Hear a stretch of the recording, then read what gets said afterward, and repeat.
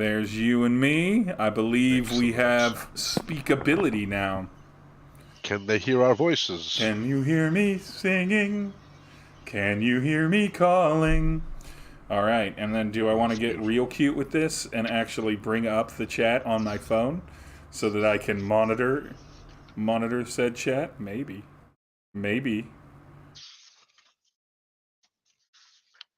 We'll see. Welcome to Questboard Gaming for anyone that joins us. My name is Steve. I'm joined by the illustrious Brandon W. The W stands for win and winsome. It's winsome. I'm not exactly sure what that adjective means. I don't know. But I'll take it. Yeah, winsome it is. And here we talk about all things tabletop gaming and board gaming. And in this episode, we're talking about a lot of different things. We're going to talk about a lot of NPC type things. We're going to talk about some other content and subjects. We're going to talk about classes and subclasses. A little bit of 1D&D, a little bit of TTRPG love and everything. This is an informal thing, so if you're watching this, feel free to post your questions in the chat, which I am totally bringing up now like a professional as the podcast happens. There it is. So we're gonna a little bit of 1D&D. Let's not have our own audio on this. Don't do it. Chat is a pit of despair. Thanks, Teuton. Thank you so much. And so if you all see me look down during this, it's me kind of glancing down at the chat. That's what's happening. There we go. I'm logged in there. Okay, let's talk. Brandon,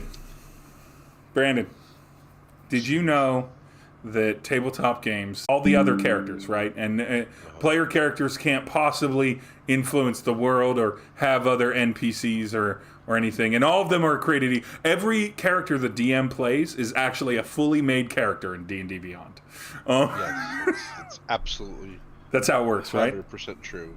Because DMs are real life wizards capable of unfettered, constant creation and perfect improvisation. Indeed. No.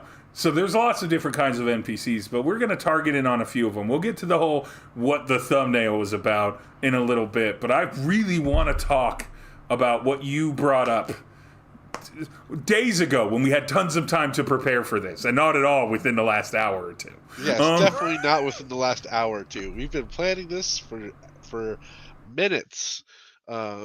Minutes even. Minutes. So let us talk about hirelings. Brandon, tell me what's a hireling? Is it like a high elf class that's also like a gelfling class? Is that or a species? Is that what it is? Yes, we are getting into the obscure race of hirelings. No, hireling is an NPC that your D&D party can hire to escort you on a quest of some kind. Typically, you'll use hireling specifically when you are going into a dungeon. And I first want to talk about one of the most common misnomers of why people think hirelings exist.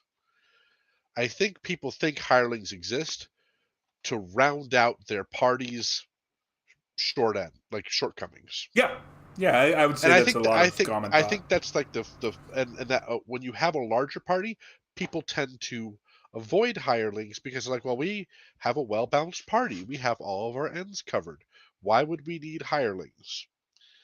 And there's a lot of really good reasons to still use hirelings.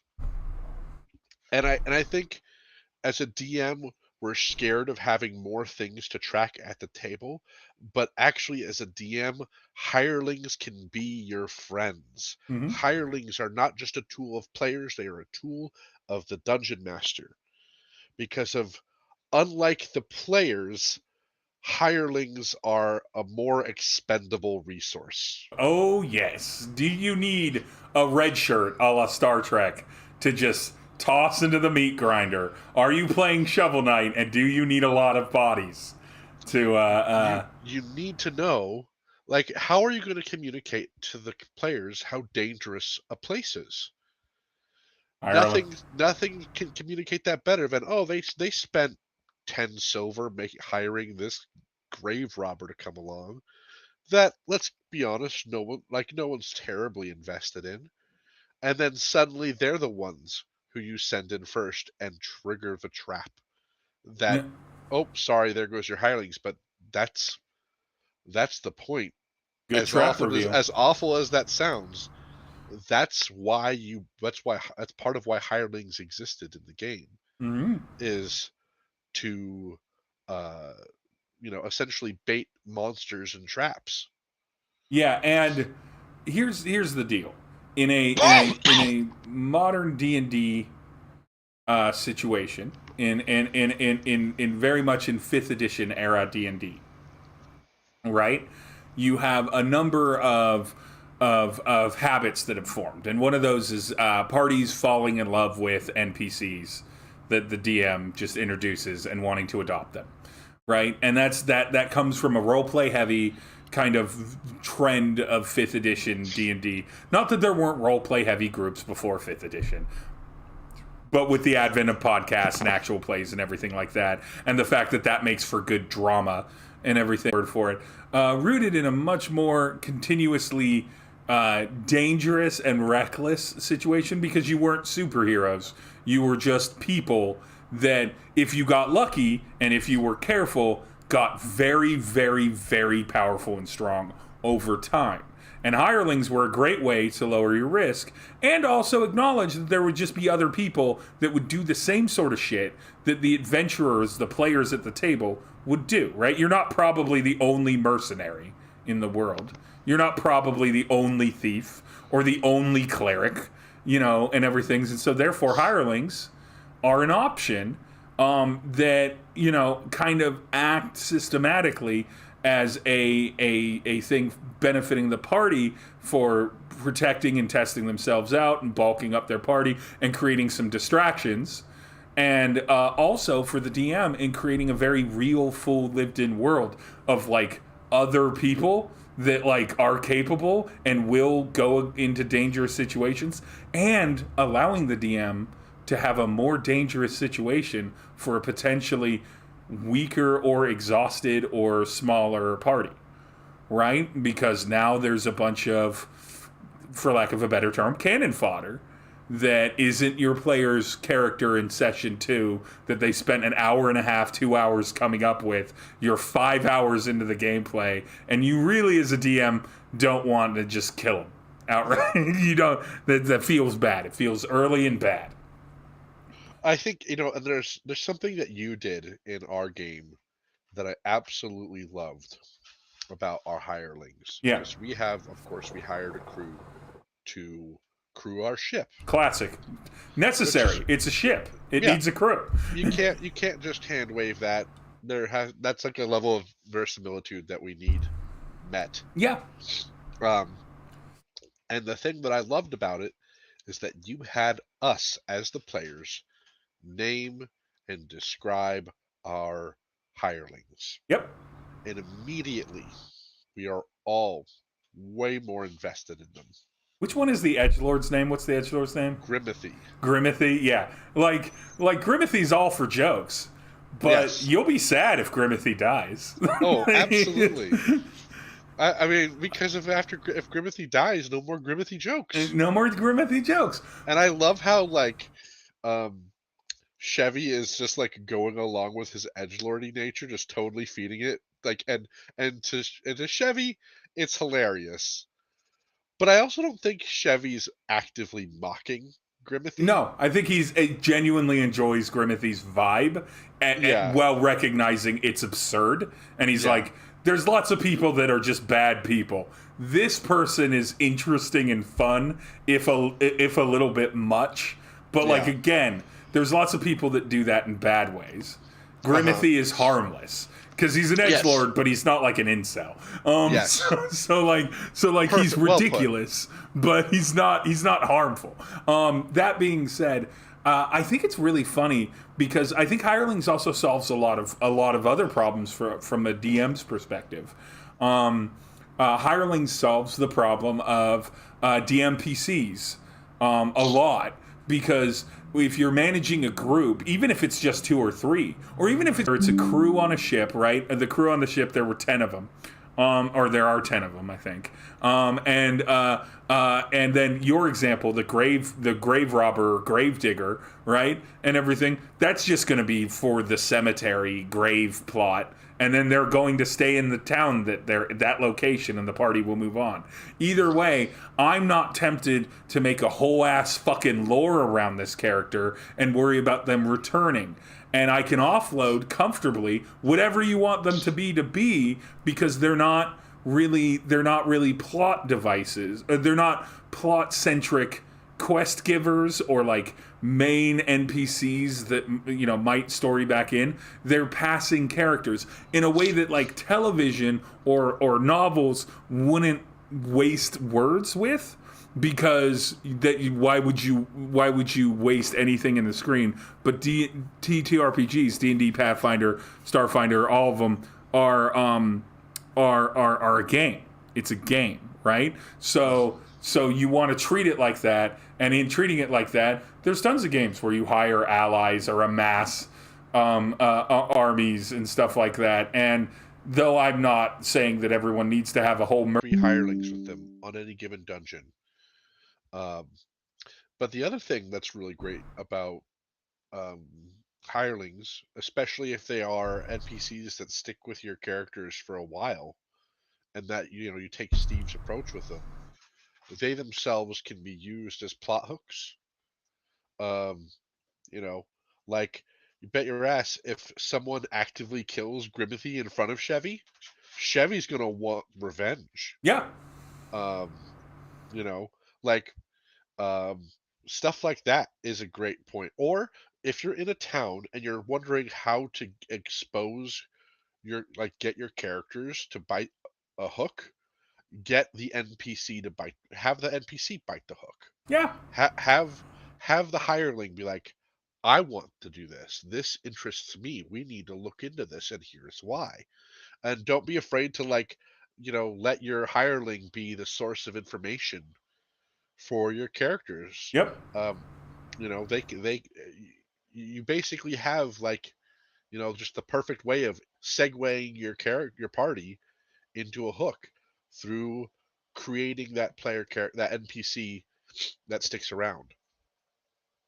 Yeah, there's just nothing bad. There's nothing bad about using hirelings. There's only positive. Now, I'm going to give you some recommendations for hirelings. I'm going to state these because I think that they're important for hirelings to make them a little easier for a DM to run. Number 1, don't give your hirelings any kind of real stats until you need them to have stats. So, like, in the case of if a hireling is there to join on a mission that's probably going to end in violence, they need to have, in D&D terms, they need to have AC, hit points, and a sort of general go-to couple of attacks. And then that's it. You can also go online and find tons of materials that have like stats and simple NPC type stats. The second, but if you need to give them stats, pick an enemy or a monster type that they are, and just have that be the hireling stats.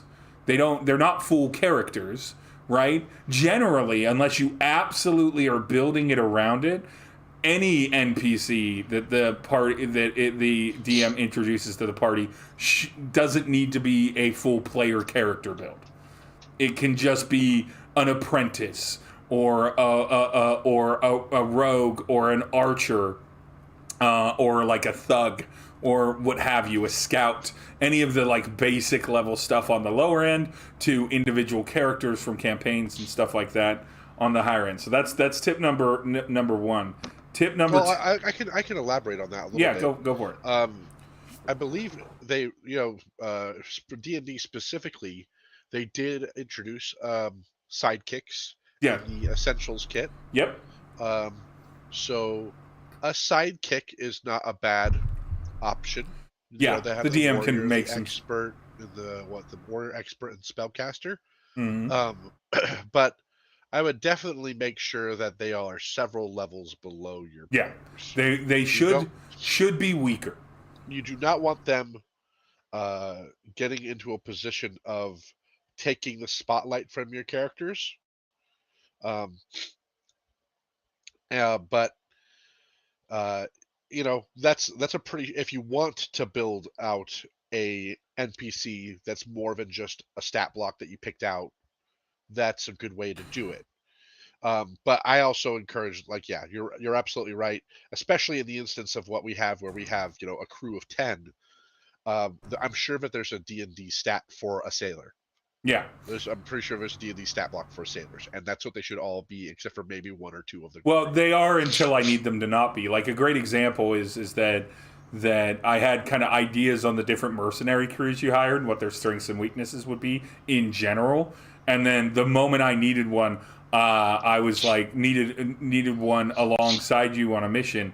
My mentality is like, okay, if one's individually with you and they're in the initiative order, if you will, and everything, my mentality was very simple. What bonus does this character give your party that they could potentially use in this situation that also makes sense with the logic of the hireling and what we've talked about up to that point in game? What behavior are they going to exhibit during said conflicts that's consistent with the logic of the hireling and why you've hired them, and who they've been introduced to be, and then looking at whatever the party does and literally being like, okay, this thing, especially for your party because you're very high level and through the mill at this point, or you're in the higher third, right? At this point, I'm like, all right, the hireling has like an AC that's like middling, and it on its turn, if it hits with whatever weapon it's going to hit with, it's going to do about a third of the damage of a melee character that the melee character typically does, or like a third of the damage if it's a caster of like what the caster does. It's not nothing and everything like that, but like I'm just going to average the damage out and be like, oh, it hit. Normally the melee Make your characters like that easier to run too, to keep the game moving. You could Jeremy Crawford talks about static initiative, which has been coming up a bunch lately in the channels that I follow. Which is, rather than rolling initiative, you just have it be 10 plus their dexterity modifier. Yeah. Or another option for that is just having it be their AC. So if you have a bunch of NPCs that are suddenly thrown into combat, gosh, my nose is getting clogged as I'm talking with you. And you don't want to be rolling. You sit there and roll dice, roll dice, roll dice. You can either roll dice for all of them at once, just roll one dice for all of your NPCs, or you could just be like, their AC is their initiative. And then another option is, if you don't want to be rolling dice for them to attack and do damage, you just have them hit, and then you take half of their average, and then that's how much they do. Yeah, which would be the same. You can also do pre-rolling, of course, if you want to do that. You can just do. It kind of depends on the situation, right? This is going to be vary in every situation. I am a big fan, though, of whenever you have a hireling, let the hireling benefit the party in a way that is good, but not necessarily as good as if one of the party members ate their turn to benefit the party. A great example of this is I think Meatball gave all of you like a +5 to stealth on top of whatever your bonus is. We were thinking about casting Pass Without a Trace, which would give us a +10. Yeah. Meatball. But we couldn't do that, so instead Meatball helped us with a +5. Yeah, exactly. Half as good as what a player could in theory do, but it doesn't require a player resource, and it's just happening because they're there. Did I roll a single concentration check for Meatball? No. I don't. It's basically they're there. It's the benefit the players have a crew, and and they have to manage it, and it already has the detriment of here's one more thing that you've got to keep alive, right? And so I think that's the trade-off, right? You keep it alive, it benefits you. You let it die, it doesn't benefit you, and and that might shift the things. Like, there's so many good things about a hireling. In the same fucking way, transition, that there are so many good things about Minions. Dungeons and Dragons 4th edition, Brandon, the greatest edition of Dungeons and Dragons, universally beloved by the audience. You say that. I know you're saying that ironically, but I definitely think that the community's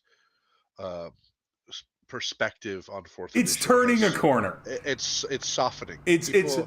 I think are learning to see that there was some really good ideas in there. It's refining is what it is because it's sort of like, I don't like Star Wars prequels because Jar Jar Binks, and then Red Letter Media years and years ago releases a video. It's like, no. What's wrong with this are these like cinematic and filmmaking things. As we all know, 4th edition, most beloved. But yeah, the community's definitely recognizing there was lots of strong things about combat design in 4th edition from the DM's perspective of creating an encounter that I deeply hope that they bring back in 1D&D. If anything, my biggest concern for 1D&D right now is that it is going to be too close to 5th edition. Yeah, I think that they're doing a good job at beginning to make changes. I would love to see them. I know they're bringing back Dazed from 4th edition, which is a great condition. So all Dazed does is it lets you your movement speed is, I can't remember if it's 0 or it's brought down to like a quarter, and you can either do a bonus action or a regular action or move. Maybe your movement speed is normal, but you get one thing that you can do on your turn. And so it's like brutal. It's not as bad as stun, because stun takes you out entirely. And lots of things had stun, and DMs hated using it because it felt very unpleasant to. Well, let's also talk about, from a game design standpoint, that having nothing happen isn't interesting. But like, less happen is a challenge. Nothing happen is not exciting. And so Dazed is a great thing. But like, I agree with you. But Minions in 4th Ed were pretty straightforward. They were little 1-hit point characters. Uh-huh. And you hit them once, they go down, right? You hit them once, they go down. They absolutely were meant to create a bunch of targets. I think in mid and later game, they were meant to make it feel like your characters, your protagonists, could like mow down hordes of enemies in a very video game kind of style, which made sense because you had all these magical abilities. You were kind of super powerful. You were very demigod kind of built and everything like that. So from the way that they designed characters in 4th edition, having a bunch of like chew through enemies that like you couldn't leave alone because they do enough damage that if it's stacked like a pack of rats chewing on you or a bunch of bees stinging you, you'd be in a real problem state if you didn't address the minions. Yeah. But like minions, since then many other takes have been done on minions as far as like how they work and everything, but it's always still been rooted in basically if you hit these characters, they go down.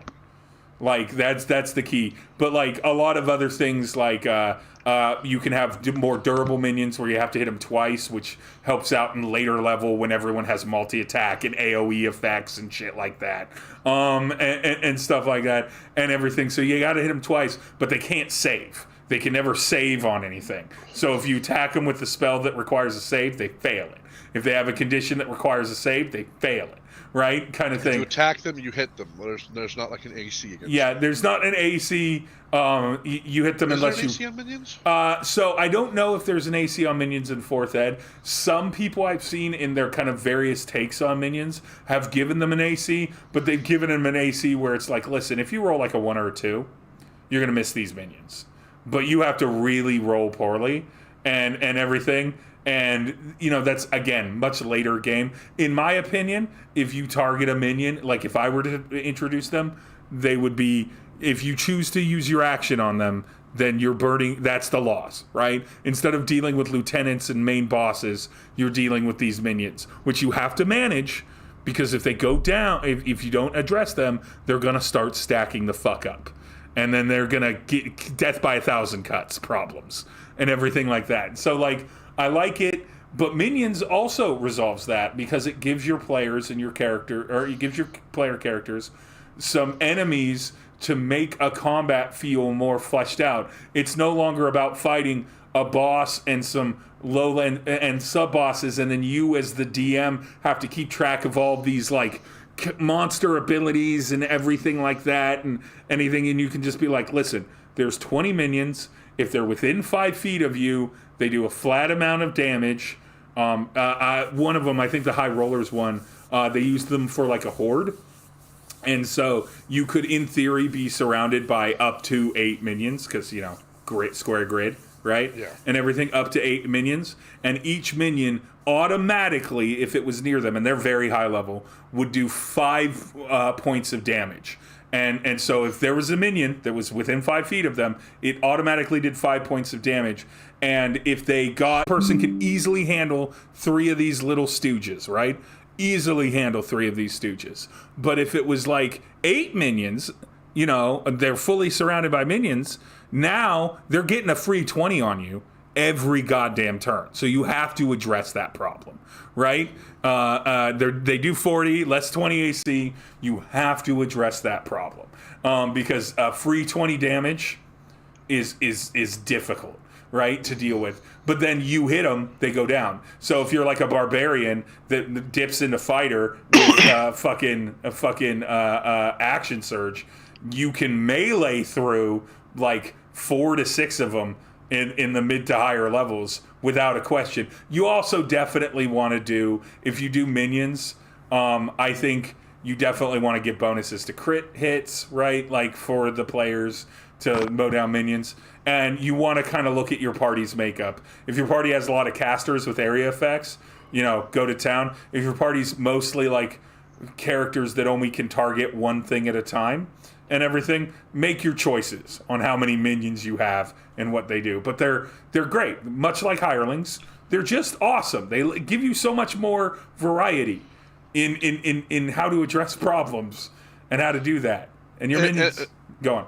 I love minions, and I know that Matt Colville is coming up with a book right now that's about how to run minions in 5th edition, which I'm excited for. Which I kickstarted, called Flee Mortals, which looks really fun, and I highly recommend people check it out because Matt Colville's writing is pretty excellent. And to get back to this, one of the things that's dangerous about these kind of things is when you introduce this kind of stuff at your table, you got to be careful when you introduce that to players who have never encountered this mechanic before, because they may feel like they have been introduced a mechanic that was strategically unfair to them in a way that they did not anticipate. Yeah. And that kind of ties back to hirelings. Yeah. And one of the other reasons why I like hirelings is because you can introduce shit that you've never introduced before, and as long as it's not targeting the players, it's targeting their hirelings, it's gonna be more okay to get away with it. So that you can, you know, it's like just like how in a dungeon you might have the corpse of a victim of the monster be something that they can happen upon. You might also let the players witness the monster attack their hirelings for the first round, so that the players immediately get feedback on what the monster is capable of. Yep. So that way they understand the situation that they're in a bit better, so they don't feel like, so if the monster comes in and you've had a tough hireling with you the whole time, and the monster picks up the hireling and tears him in half and drinks the blood, they're like, oh shit, this thing is fucking dangerous. Yeah. I maybe not want to stand toe to toe with this thing. This is great for monsters that have effects when you stand near them. Monsters that have like charm or like psychological type effects in their just area. Monsters that do things like, oh, they look at you and you turn to stone and the save is pretty high, right? It's a great way to imply the level of danger with that That's also in the reverse a great way to use minions. If you introduce a bunch of minions and you decide that these minions need 2 hits to die and everything, and they do significantly more damage than previous minions, or you've never introduced minions, you introduce them one at a time. Maybe a scout wanders into where the party's hiding and everything, and they're wearing the colors of whoever they're serving, or they're like a fungal creature that's spawned off of a much larger fungal creature that's the actual monster, right? And everything. And your party gets into it with them, and they hit them once, used to a minion going down or something weaker going down quickly, and it doesn't go down the first time. They hit it again, then it goes down. You're kind of giving them it's good level design is what you're doing. You're doing good game level design by giving them a heads up that like there's something that's going to come up that they don't need to know all of, but they can get an impression like, oh shit, if my hireling goes in and gets turned to stone, or this minion comes out and when I hit it the first time I hit it like puffs out a bunch of spores and I have to roll a con save. Maybe that's the vibe of this area and everything. I can easily kill a minion or two. That's never a question, but I'm learning something as a player by just having that minion there. And in the same way that a hireling sacrificing themselves, or maybe just knowing about an area. Maybe a player is smart enough and they're like, hey, this hireling says that they're a ranger from this town and everything, and they know this area, and we're in the deep, scary fucking woods. Do they have any information to give us on this? And I'll be like, roll history with advantage because you asked, or survival with advantage because you asked someone who logically would know more than you about the local situation and everything like that. Give them that bonus, or give them an extra bonus to things. And depending on it, you might just give them the information. You might just get it. Like that. If you're trying to get your characters to find something, it's okay to just give them the information. There's sometimes a little DM hand to just kind of gently nudge them in a direction. You don't have to have them roll to find every little thing. Always rolling, never anything. If you don't roll the right numbers, you don't even get to know anything about the lore of the world. Yeah. Who is this? What's this guy's name? Roll insight to see if you heard someone say his name earlier. Can I just ask him his name? Sure, I ask him his name. Roll insight to see if his name is actually Sam. Okay, his name is Sam. Like that's the thing, right? You give yourself so many options with these little helper NPCs that are really not built. They're not even built like monsters or character archetypes or even the sidekicks in 5th edition. They're built really as just another version, and if you contextualize them that way and make sure your party knows that that's how they're being contextualized, it opens up tons of options for your party, for the DM, for everybody at the table. It's super good. And like I said, a lot of times it can be real fun, and then your party can imagine what happens if you do have like a great assault on a keep and you rally a local lord's mercenaries, and so there's like 100+ high behind it, right? And just remember, the first time you introduce minions, you should do so like 2 or 3 small numbers of minions. 13 minions. And they're like, fuck me. And they're like, okay, well, 1 to 3 minions, that's easy. 13 minions, and suddenly there's a lot of people who can get threatened by that, and you may take down 4 minions in your first round. That still leaves 9 minions who can go up and fuck you up hard before the next round begins. Yeah, absolutely. And of course, one of those minions may run off and go try and get backup, and then suddenly you have 3 rounds before more minions join the fight. Okay. I'm also going to bring this up because I think that you can extend the concept both on the minion and on the hireling side. All right. So I'm going into a bandit camp, right? Full fortress camp, like permanent bandit camp. There's like wooden fortress. There's lean-tos. Like these bandits had made a space for themselves here, right? So bandit camp, maybe there's going to be like a dozen bandits, maybe upwards of 20 bandits, maybe only 8 bandits and everything like that. But they're going to have had to protect their camp. So they're going to have like weapons and things like that. Maybe they have a couple like mounted crossbows. Maybe they have some sort of anti-siege anything, or maybe they got a hold of a catapult somehow, right? And everything like that. Take the minions mechanic, apply it to those objects. I understand that D&D and Pathfinder, if I recall correctly, both have tons of like siege weapon mechanics and stuff like that.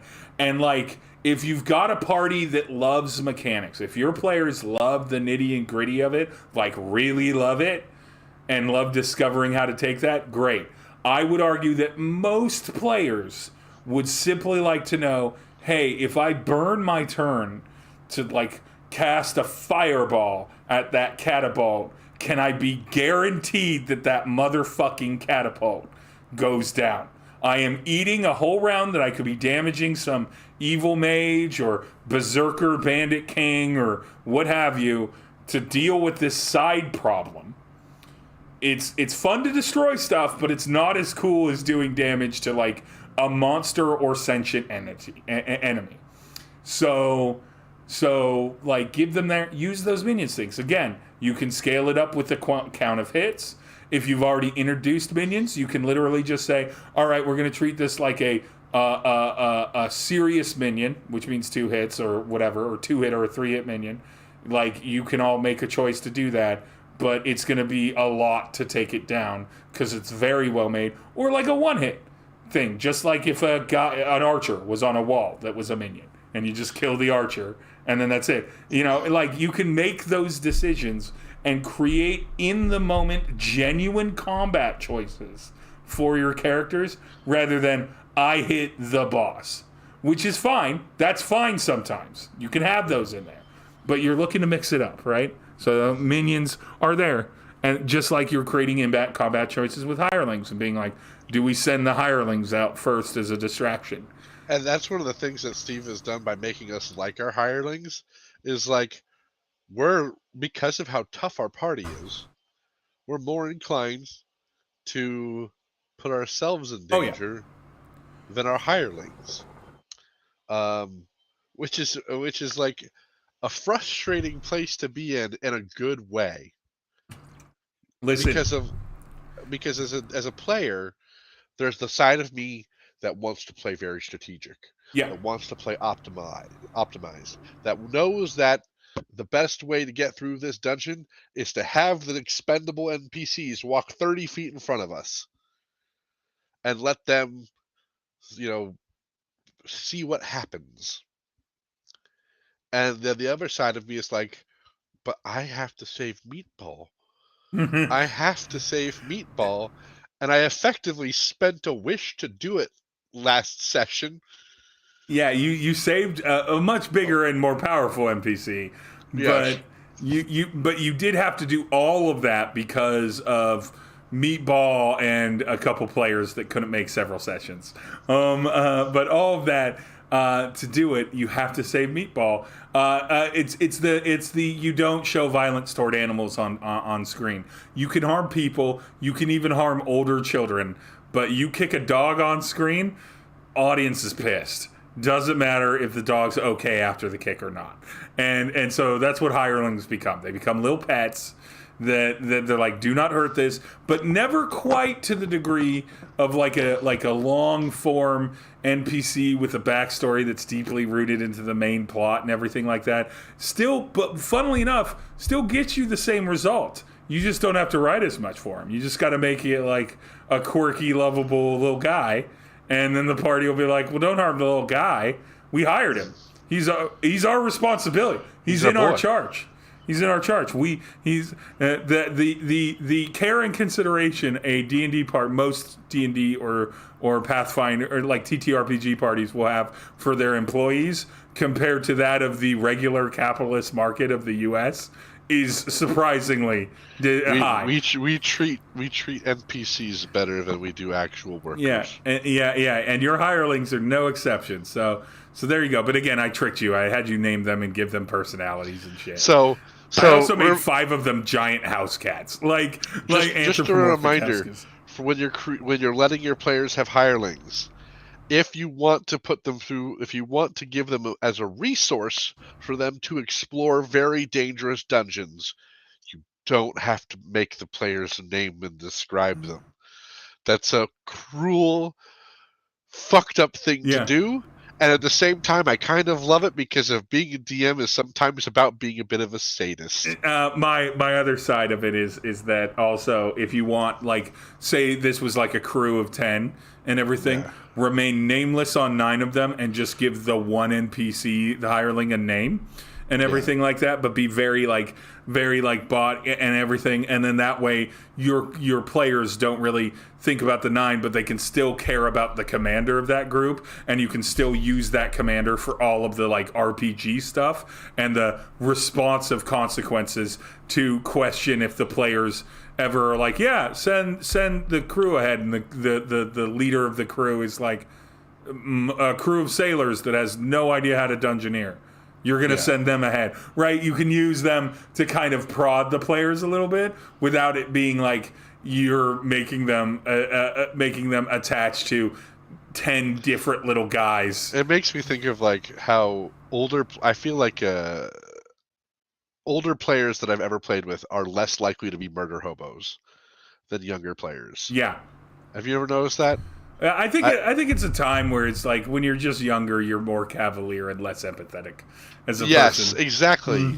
I mean, because I absolutely played the murder hobo, and just was like, yeah, we can kill these NPCs. We can just do whatever the fuck we want because of it's a game. And now I'm like, in my 30s, I'm just like, you can't hurt them. That's bad.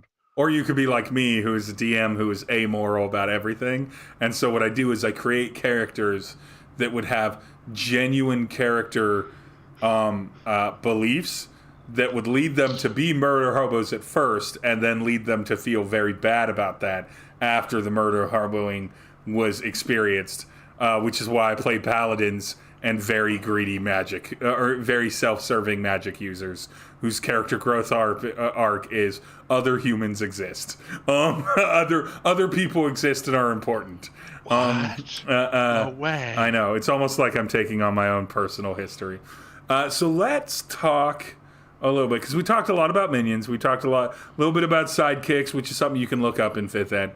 A little bit about, of course, hirelings and everything like that. Use them and let yourself build more dangerous dungeons as a result. And your hirelings are effectively training wheels. Yep, and also, depending on the vibe, if you've got a party that loves a good amount of hyper-violent slapstick humor, hirelings are great for that. Yes, they are. But nonetheless, let's move into classes, because class is in session, and with 1D&D kind of restructuring all of D&D's classes, and other systems like Pathfinder, other systems with classes basically doing doing Protestant takes on the Roman Catholicism that is D&D's class system. Where it's like, yeah, there's other systems with classes, but they all kind of work in the same way that D&D has done classes, even in drastically different systems. They're all like, what's your specialty? There are TTRPG systems that are class roles of like typical roles that different characters are, and that is classes.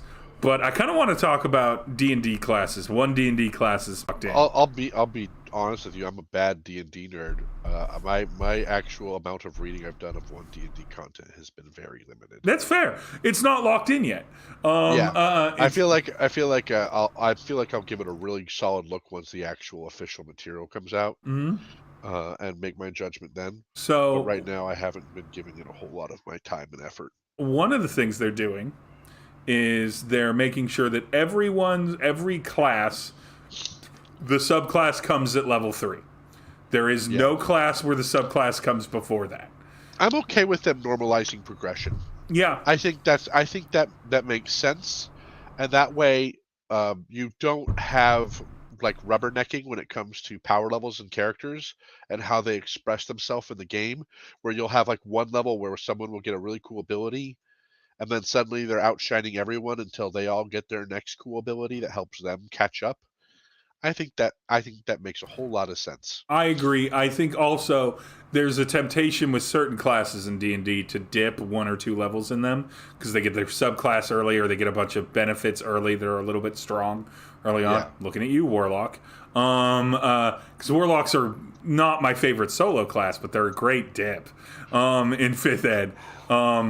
And Right. instead they're like, no, no, no, no, no. We're gonna wait till level 3. So if you do multi-class, you have to burn 3 levels to get to a specific subclass to really optimize a combination and everything. And so it spreads that out more, as I well as personally I personally have never been a really big fan of multi-classing in general.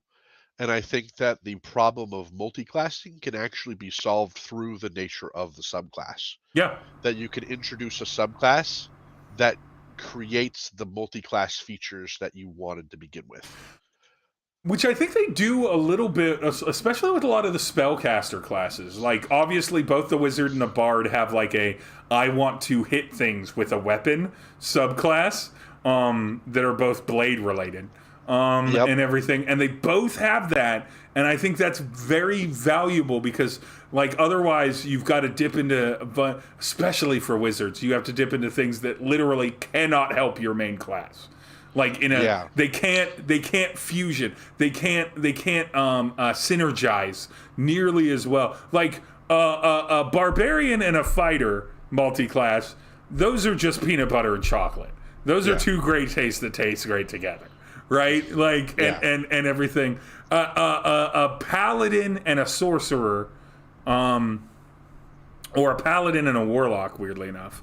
But like again, when the main stat for a class is the same in a different class, and there's dipping there, Yeah. it's a really kind of straightforward. I can see some synergy in here, but like when you're like, I want to be like a fucking performer or a musician, but I also want to be a tank. Like you can do that in roleplay. You can choose to stat out your characters in that, but it's really unless you are willing to be a paladin bard, which actually doesn't synergize super great, even though they're both charisma based. Doesn't synergize super great. Like there's that. So I kind of agree with you. I think subclasses, each each role should really look at like a couple different subclasses that are just like, what if you want to be like really outside the main thrust of this I class? yeah, I think that's a thing that if you're a person out there in the TTRPG creative sphere where you like designing your own homebrew material, Yeah. I think a better way to approach, like if someone's like, "Hey, I want to multi-class into something," when they're starting off their character, and then they're like, "How about instead we design you your own subclass that kind of steers you in that direction." Um, but I also I've also kind of taken issue with one of the things that I in D&D overall is that there's like, so we have like we have our warrior classes, the Mm-hmm. barbarian, the fighter, the monk, and then to some extent the paladin, and the paladins in there too. Yeah. The is it with the warriors. Then we have our experts, which are the bard, rogue, and ranger, Mm. and then we have our casters, which are Everyone else. everyone else. Um, Artificer's kind of an expert, kind of a caster, but yeah. what so and there's like this idea that like um you know the warriors are supposed to be good at combat, the experts are supposed to be good at like skills and exploration, and then um the spellcasters are supposed to be very utility, have lots of options. Yeah. And what I think ends up happening though, because D&D is built around combat in so many ways, Yep.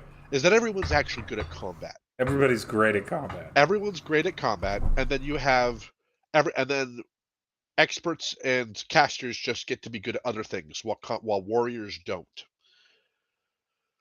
This is You know, true. This is 100% true. And that's one of the things like that I introduce at my table when it comes to all classes. Is every class gets one expertise in one skill.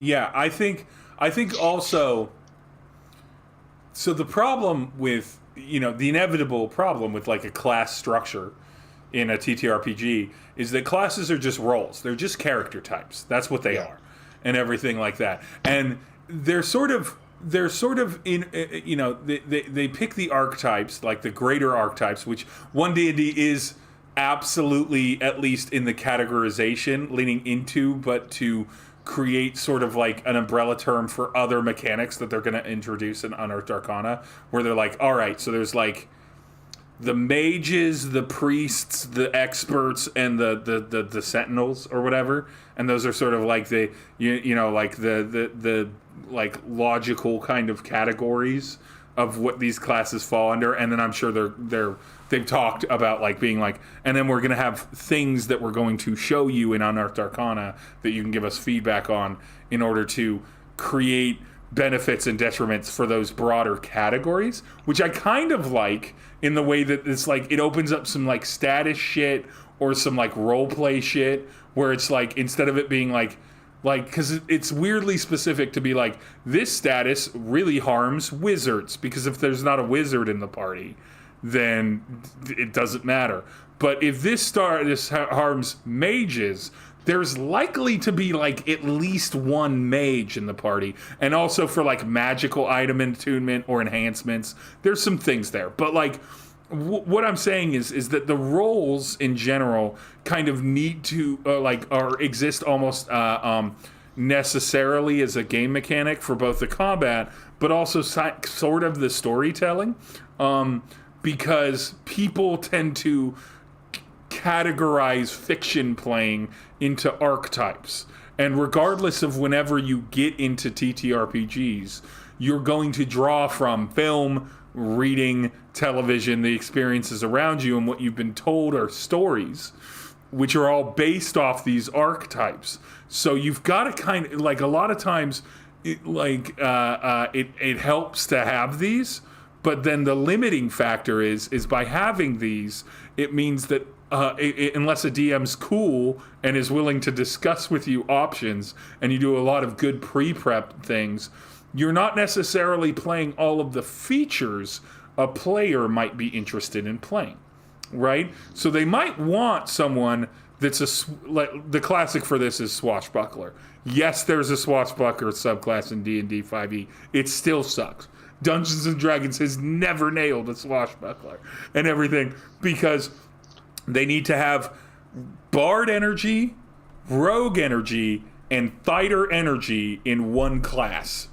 They need to have that because that's what that kind of character is that like pirate captain, right? They need to have that kind of energy, and there's not a D&D class that gives you that kind of energy. But like, it points into this feature. There's no class. Maybe what's it called? World of Darkness? Maybe World of That's White Darkness? Wolf.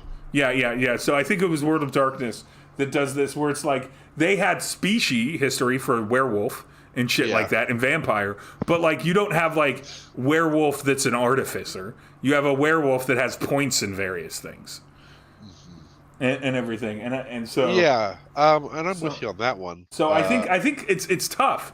It's tough to balance the idea of, it's like, it's helpful to have archetypes, but I it's think, also limiting to have archetypes. I think the issue that I find that happens in D&D is that that they've come up with this the structure of their things means that two of the three class types get to participate in all forms of play, Mm-hmm. and then one of them gets to participate in only one form of Yeah, play. because fighters, barbarians, and monks, for the most part, are just combat.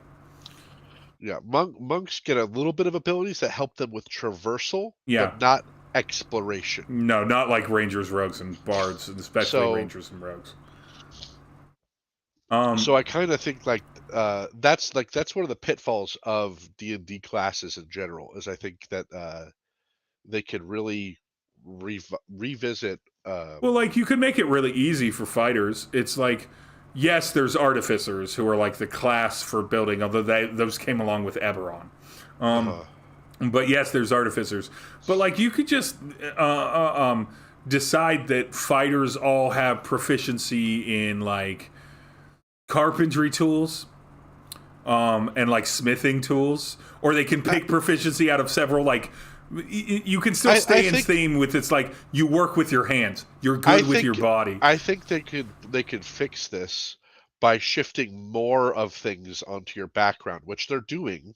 Yeah, they're doing a little bit. I think they could lean into that more. Yeah. I think they could take away most of your skill choices and that you get from your class and shift them onto your background entirely. I love this. I love this completely because, like, can you imagine? So I'm a fighter, not a paladin. Fighter, right? Yeah. Median armor. I want that plate armor. I've sword and board it, right? And everything. Yeah. I'm a classic fucking knight. I was knighted by a lord. This is high fantasy 101, Arthurian legend, right? Yeah. Kind of shit, right?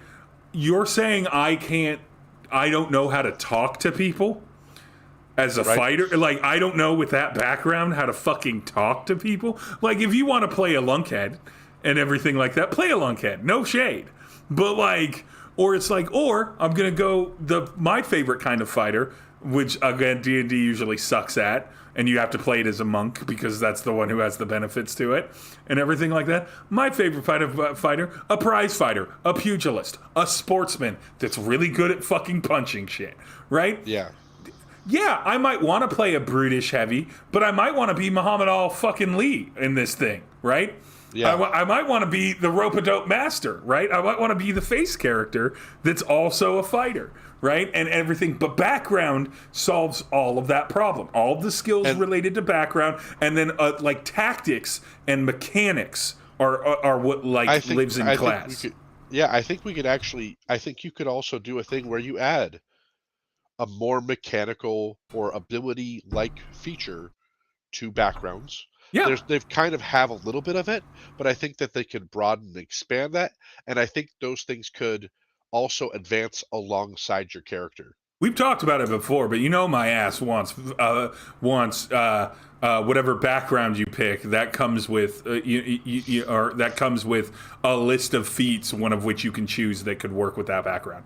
And then maybe you get another feat at like from that background at like 8th level and again at 16th level. Yeah. Maybe it's just a bonusy kind of thing. What I would love is that there be some overlap because there'd be similar backgrounds, right? Yeah. And everything like that. But I'd love none of the background feats.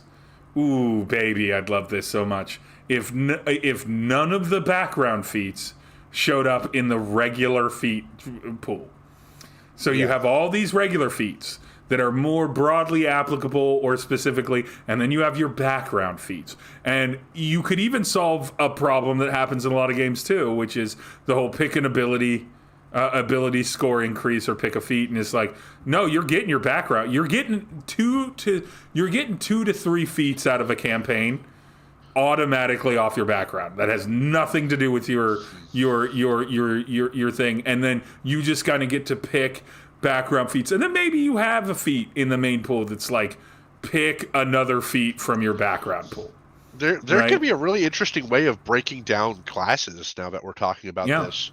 Instead of having it be like your class is this overarching thing, you could kind of almost divide it and have every class almost be like a multi-class, where instead your background could be like your class is how you initiate, how you interact with combat, and your background is how you interact with the world. Yeah, I think that's really, really simple. And I think what that benefits is that you are now really leaning into like what the skills, what a lot of the skills and everything are really meant to do combat. So much of the game is centered around things that are combat related rules and stuff like that. Your whole skill tree is for everything else. Like you there's certain things that you have to roll, like contested athletics check on grapple and stuff like that. But those are so few and far between. Your saves come up a lot in combat, but not your skill tree. That's exploration and role playing. That's fucking all that. And if you moved all of that shit, if you moved all of it to background, and then you just had a huge list of backgrounds, and what 1D&D has created, which is an initiation in how you might potentially create your own background. Yeah. And everything. Now you're cooking with gas, because now you can even have a party where it's like, all right, what kind of combatant do you want to be? This is your own. This is isolated from everything else. What seems fun to you to do in fighting and everything? I really love where this is going yes. creatively. Because, like, imagine if you're trying to break from the concepts behind it, and you're like, I want to be a wizard, but a blacksmith background, and suddenly you're a blacksmith who crafts with magic, and then you have that kind of cool, and you have a way of, merging those two concepts together. Yeah, you can play with the flavor on those things, but you're like, I want to be like a out and out, balls out, powerful spellcaster in combat, but otherwise, I want what is my character interested in? What do they like to talk about? Smithing.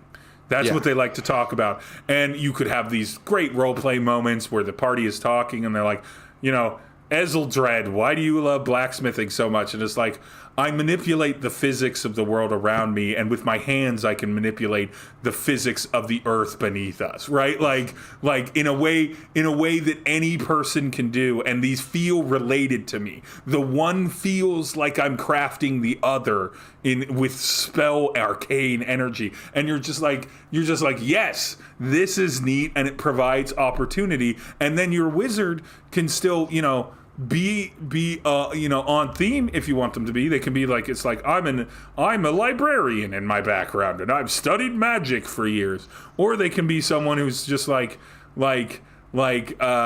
accidentally mended one of my smithing tools one day by saying my mentor's phrase that he used to always curse at the fucking anvil when things would go wrong, and it worked. And then I began to realize I was casting a spell, and I got interested in that. There's so many things in just that one example where background interacts so much better with skills, with your character role playing, with the potentiality for feats, with the development of the path of the character and what they have done. And that class is really about like, hey, I want to be sneaky and stabby with little knife, or I want to hit with big hammer, or I want to sing enemies to sleep, right? And everything. All of those things fucking are more interesting in isolation than doing that. And then you could really rebuild up tons of like how characters are built. You could have a table that's just like okay, it no longer matters 100%. My since my class doesn't matter as much to my overall character, I'm fine with it being like, okay, we've already got two heavily armored like up close tanks. I have every option I want in the ranged characters to do a ranged character, but my character's vibe and energy and all the cool shit it gets to do outside of combat is related to this background. So I'm fine being, maybe it's like, of my options, I want to have that range, so I'm going to do a ranger, right? Because I want to be able to shoot things at a distance, right? But my character is a fucking musician and everything like that. But I'm not interested in like fucking support spells.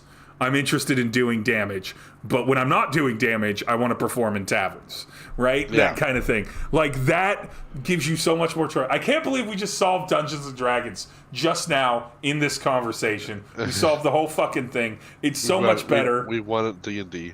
Well, because you could take all the thieves, like, oh, you're good at detecting traps. Is that a rogue thing that involves stabbing and hiding and doing more damage? Or is that a background of you are a cat burglar, Yeah. You know, like, or you're that And, thief that, in and what general. this would necessarily do, though, is it would separate certain class traits that are currently a part of classes, and you would have to pull them off of the class features and into backgrounds. Yeah, and that's fine. I'm fine because it wouldn't Yeah. affect certain things. Like, I don't think it would affect smites for paladins, right? That's very tied into Yes. into combat anyway, and everything like that. And then that non-offensive magic could also be tied to backgrounds. Non-offensive magic could be tied to backgrounds. Like, you could even have certain backgrounds that instead of non-offensive magic, they have offensive magic in their background because that's what the background was. Yeah. Like, it's like I was a mercenary, and therefore, yeah. I mean, certainly not by design. Yeah. Yeah. No, I think that's fair. But like, even if you didn't do that, I'm trying to think of other things. Number one, I'm just going to say this now. This is my hot take. You take Artificer. That's no longer a class. That's a background. It's a background. Yeah. Artificer is a background. It's a background that gives you access to the Artificer table. And then you just have a table that lets you do like an Artificer shit. And you could do so much more with backgrounds and tables too. You could have so many more, because then they would be like potential flavorings, right? If you had ones that were very specific, right? Like let's say I'm a religious zealot, right? Which is a kind of a background. And in a D&D world, gods are real, divine magic is real, right? You could have a table that was very much specifically for religious zealot, that was its own like thing, right? Its own like stuff, and then on that table, like that's how you get access to those very specific things, very similar to a class, but they wouldn't be like fucking game breaking things or like a level progression thing. They'd just be like a thing, and then in your background as you advance in time, which is using level more like time than like things accomplished, as you advance or spend more time along your journey in this background, or you could do it as things accomplished, either way. And with this background, you'd be like, okay, now you can do more things on that table. You can do that table more times, right? Like classic D&D stuff. But yeah, really taking things like, instead of having bards be like, oh, bards have all these performative things and stuff like that, you could be like, okay, bardic inspiration, we're taking you out of the class, but bards have access to support magic in combat that other things don't have. In the same way that paladins are so fucking built for combat, you take almost nothing away from them. Like, you take, like, it's like, what are paladins' abilities? Smites, combat. Lay on hands, healing, but essentially combat, right? Like, essentially a combat skill. Auras, beneficial in roleplay, I will admit, very tied into combat. It's why they're so overpowered. They're such a, like a galvanized class. Where it's just like everything about a paladin benefits a fucking paladin. It's like even the stuff that supports everyone else benefits a fucking paladin. Makes sense. Everything about a rogue, sneak attack. That's it. Done. Sneak attack and uncanny dodge, the one that cuts dodges. Those ones you can keep them. Uncanny dodge is actually a barbarian thing, I think. What's the one that's the dex cut? The dex dodge, because it's a rogue ability. Let me take a look here.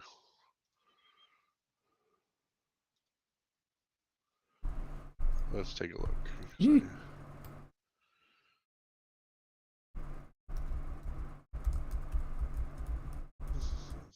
Oh, you're right. It is an uncanny dodge, 5th level. Okay. I'm wondering what. I wonder if barbarians have the same thing then. So I'm sure a subclass of barbarians has them. But yeah, like I'm fine with an uncanny dodge being tied into a class. That makes sense. It's a combat ability, and everything like that. It's about how good you are at fighting in that style. No, barbarians have. I'm thinking of danger sense. Is very danger sense. Yeah. Again, I'm also fine with that. I don't have a problem with danger sense being like a very specific. Although again, I might take danger sense and be like, maybe that should be a background if you were like a hunter or like a fucking mercenary or something, right? Like something that would have a sense of danger, or a survivalist or a hermit or any number of backgrounds that would have danger sense, right? Also, all backgrounds don't have to have their own unique shit. You could have like a couple options across backgrounds to be like, just like classes, right? When you take a benefit in class skills, they give you options of what skills make sense for that class. Same thing for This is kind of how backgrounds. Pathfinder approaches it. Is a lot of the features are not innate to your class that you get, but you get to choose. Like every feature you get is a choice through a feat that you Yeah. take. And similarly, you could do the same thing where, like you said, rather than like maybe your background comes with 1 or 2 innate things, and then access to a bunch of feats throughout as you level. Feats and a list of feats so that you get to pick, right? Yes. And everything like that. And again, some people have some feats show up on multiple backgrounds lists, right? Because they would make sense, right? Like in the way that like you're good at sailing makes sense for a pirate and a sailor, right? Yeah. Like these are similar things. I mean, pirate and sailor is you just call it sailor, and then if you want to be a pirate, you just call yourself a pirate. Yeah, Like, that's maybe just a maybe story some beat. of the feats have like a little bit of a pirate flavor to them, Yeah. and everything like that. And it's like, yeah, well, there'll still be a lot of players that are like, I'm going to be a pirate and I'm going to be a rogue. Yes, of course, of course. They'll take the sailor background and they'll be a rogue. We're going to be like, I'm a knight and I'm going to be educated. You know, I'm going to be a thing like that. And it's like, oh, you're like a lore knight. That's neat. How does that work? And it's like, well, I know how to be a knight. Or I know how to be a fighter, and I also know a lot about stuff, so my history skill is great, right? Because I have a lot of knowledge about history. And then as a DM, you got to respect that shit. Also, DMs, make your players roll history more. Make them roll history more. History is a great rolling mechanic. Because every time someone's like, do I know anything about this? Like, yeah, you can do survival, depending on the situation. But if they're like in a city, and they were like, they've never been there before, but it might be something they've heard of, or read in a book, or had a conversation about, that's a history check. That's just memory. And everything like that. History, by the way, should absolutely just be like renamed to something like recall or something like that. And this is why I think that every class should get expertise in one skill. In one skill. And that's fine. Like, again, because there's sort of a logic to that, right? Regardless of your background, if you fucking swing a claymore, you're strong.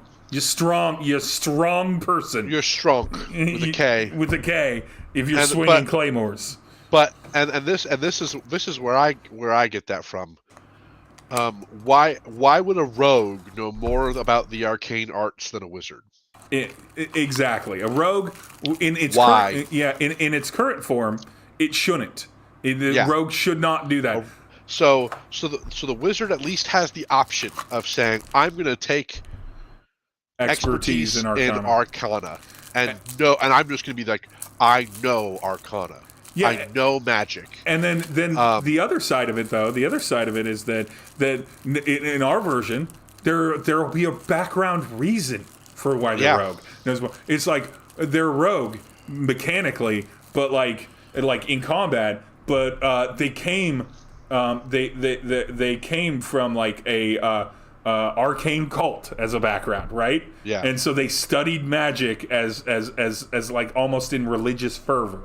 Right? Uh-huh. And so they know about this because their background says that they do. And that helps the role play too, because it helps the player be like, I guess I just don't really like the expertise class in D&D, the expertise idea, because of I dislike the idea that one class can effectively take over an entire pillar of the game. And that is absolutely because what's weird is that as much as there are better and there are higher damage dealing and lower damage dealing classes, like calculation wise, in average practice, very few D&D parties in combat have one player just run combat every time.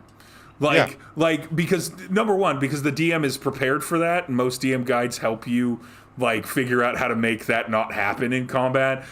So if you notice it beginning to happen, the DM starts being like, all right, well, we're just going to distract that player because they're too fucking strong, and then I'm just going to introduce these other things for these other players to fight. if that happens, that means you have bad combat and you end up with a bunch of bored players. Yeah, and what? Yeah, including Why- the person usually that's dominating the combat because they're dominating it.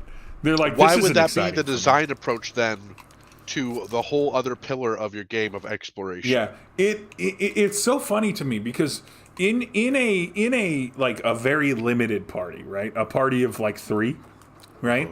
In a very limited party, I could totally see a situation where it's like, all right, we need someone as the skill monkey because we need a heavy, right?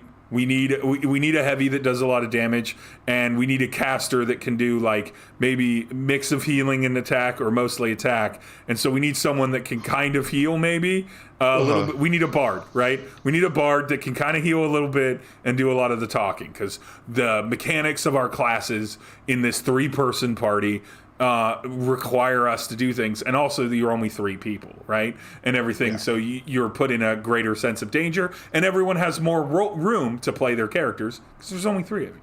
But like most D&D groups, oftentimes are like 4, 5, 6, sometimes 7, 8 players, which is wild to me, and everything like that. And so it means there's tons of overlap, and so it probably means there's a bard and a rogue, and those 2 literally can do everything all the time and everything, and then you just have a bunch of players that are there to do a bunch of damage, versus if every class had expertise in one skill and then all the other skill shit was related to your backgrounds and or what you did or feats that you chose.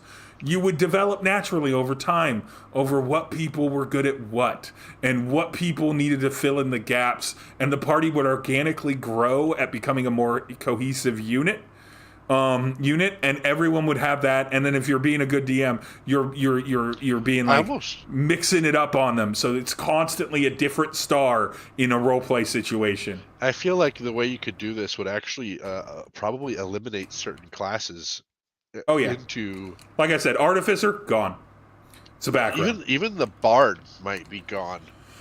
I'd say the bard. I'd say you could probably get rid of the bard. You would probably just rename the bard to like red mage, right? Because that's kind of what a bard is.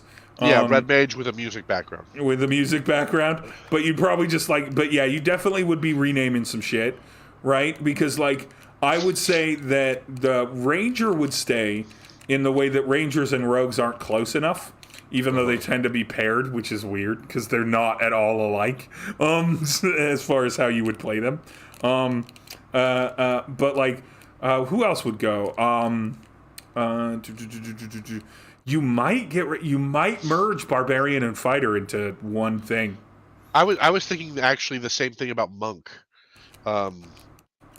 I would love to take Monk out of Watsy's hands just so that they don't Eastern Asian it. I think Monk should be scrapped, and martial artist should be a subclass for fighters. Yep. And then your background, if you want it to be a monastic background, can just be a background. Yep. There you go. There's your monk. And so you can always be a monk. And then you can, at level 3, subclass into martial artist if you really want to get those fist stunning strike monk abilities, right? Why not? I think get rid of ki. I love ki. Ki is one of my favorite abilities, but that's you and I have disagreed on ki before. I think ki is the best. I love a spending point system. It's why I like later 5th edition and how many things it's come up to do with Bardics.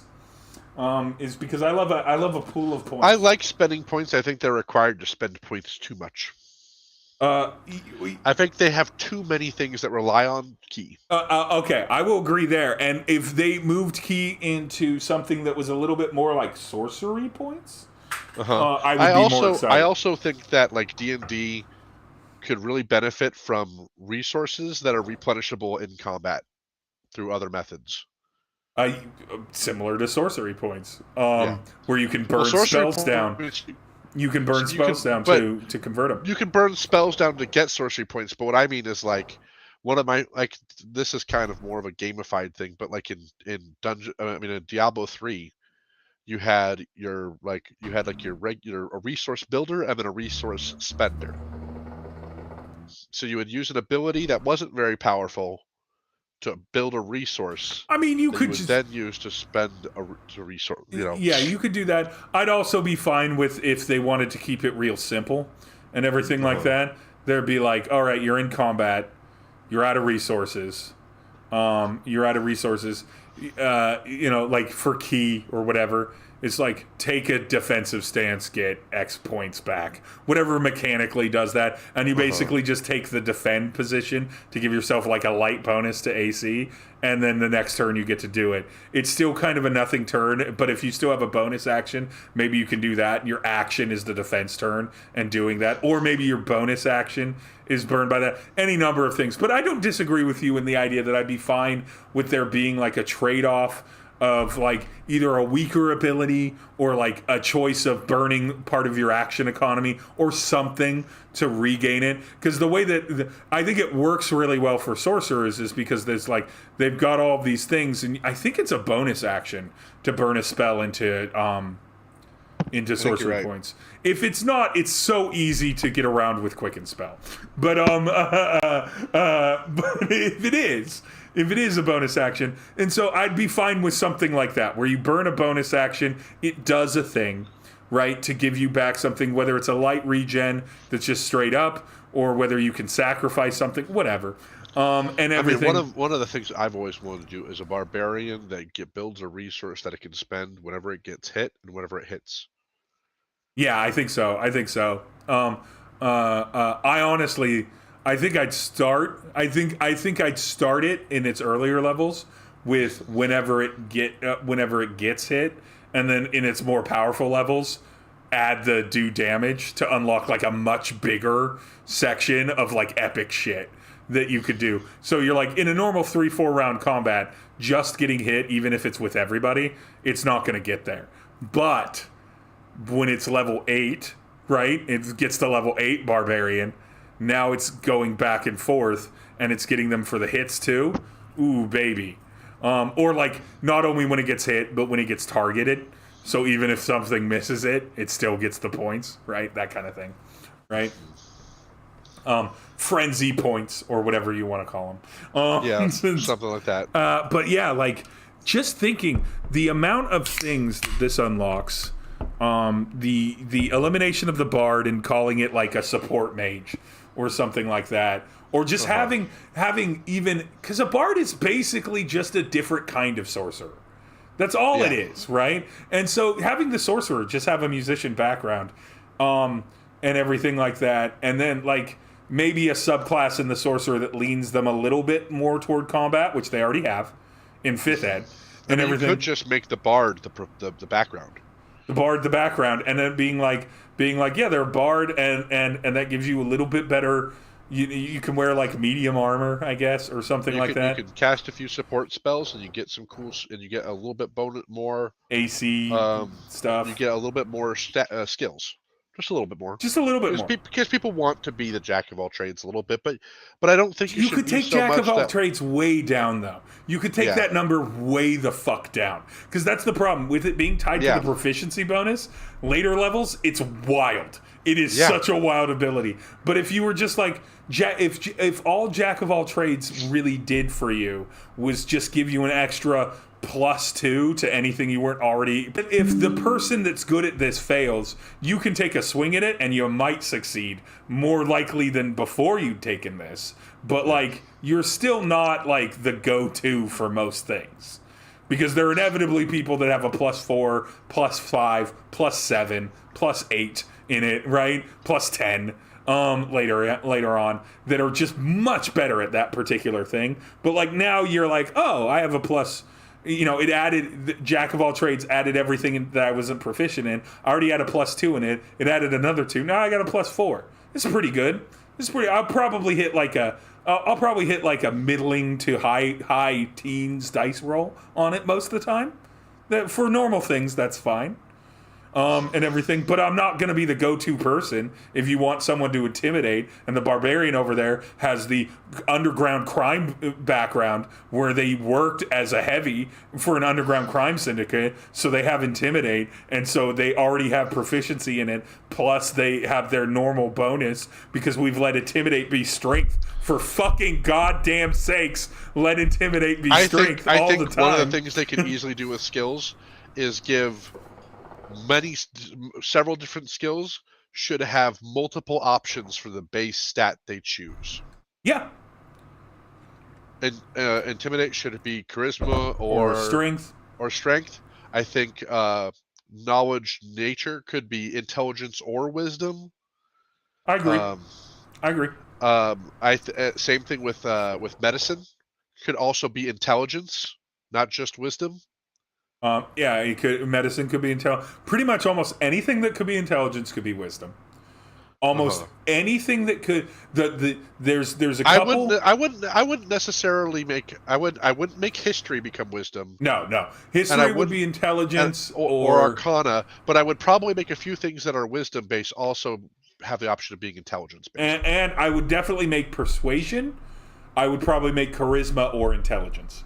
Yeah. Because I would like the idea that you're smart enough to figure out what would persuade these people. I think intelligence just needs some buffs overall. Honestly, a lot of things could be intelligence so that intelligence becomes a much better skill.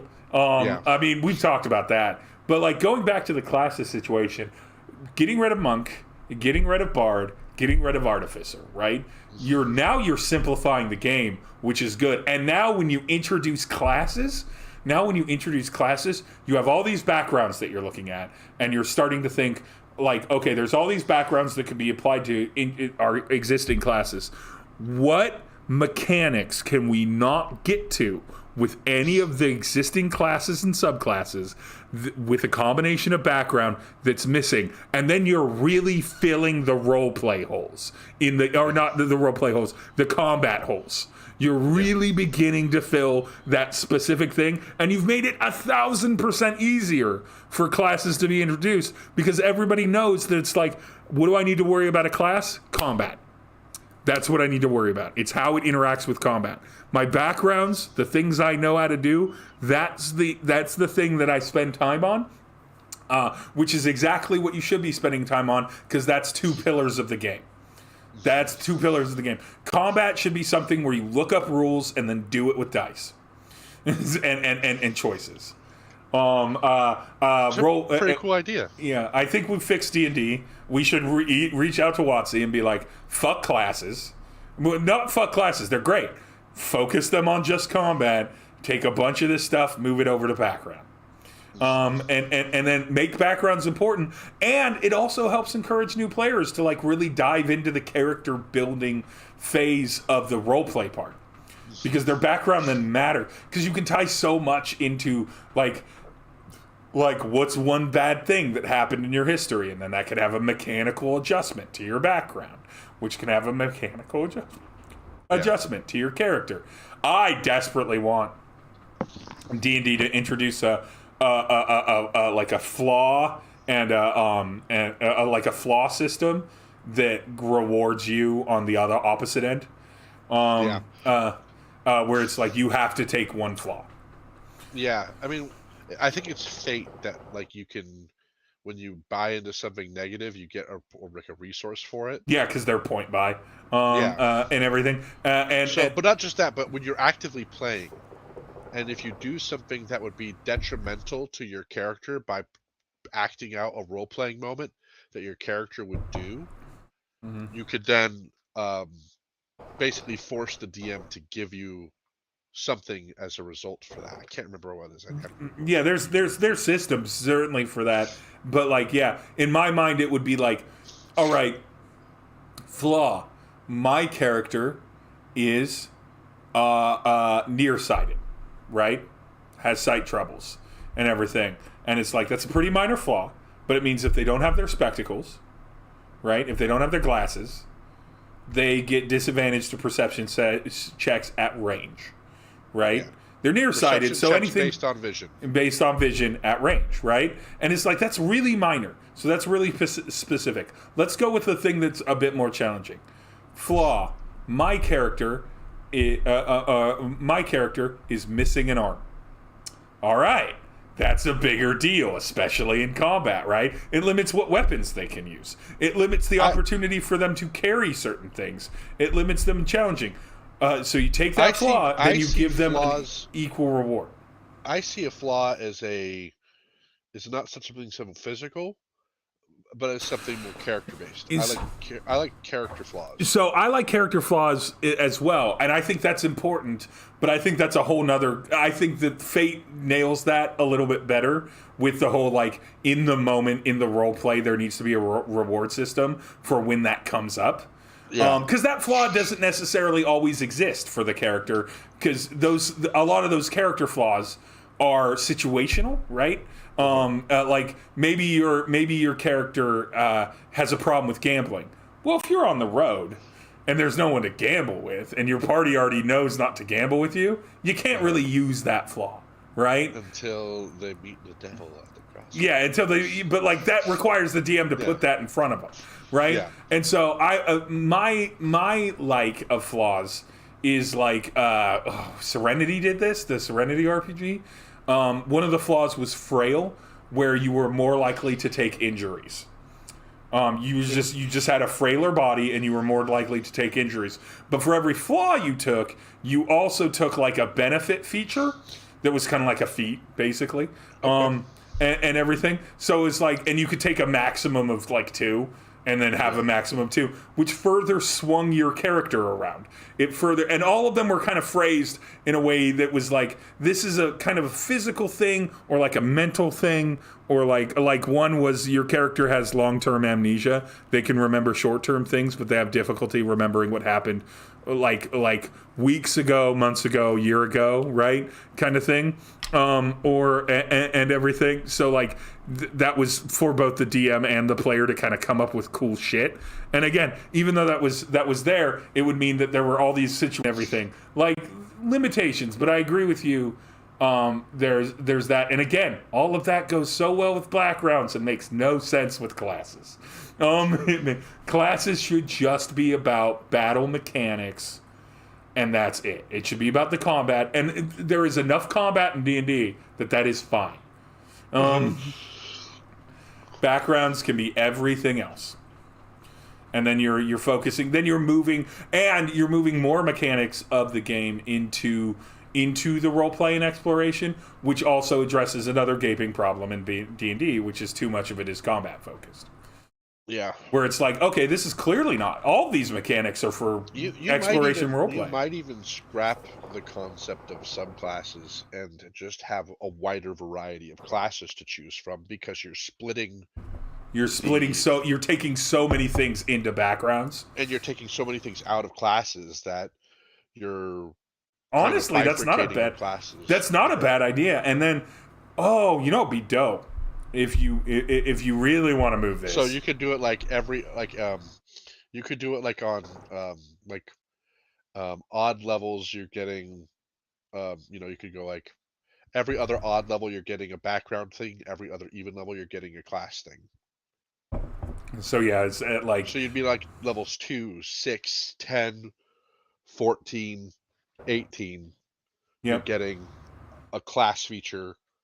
Levels 1, 5, 7, or 9, 1, 5, 9, 13, 17, and you would be getting a background option. And then in between that, you still get your basic like hit point increases, overall stuff like that. You could throw some feat option choices in there too. Always. And then the last thing I want to touch on this. And hear me out, because this would require some stuff, and I think it would be something that would be kind of cool and address something I'd like to see in D&D's current form, where they're not going to go with our brilliant idea because they are fools.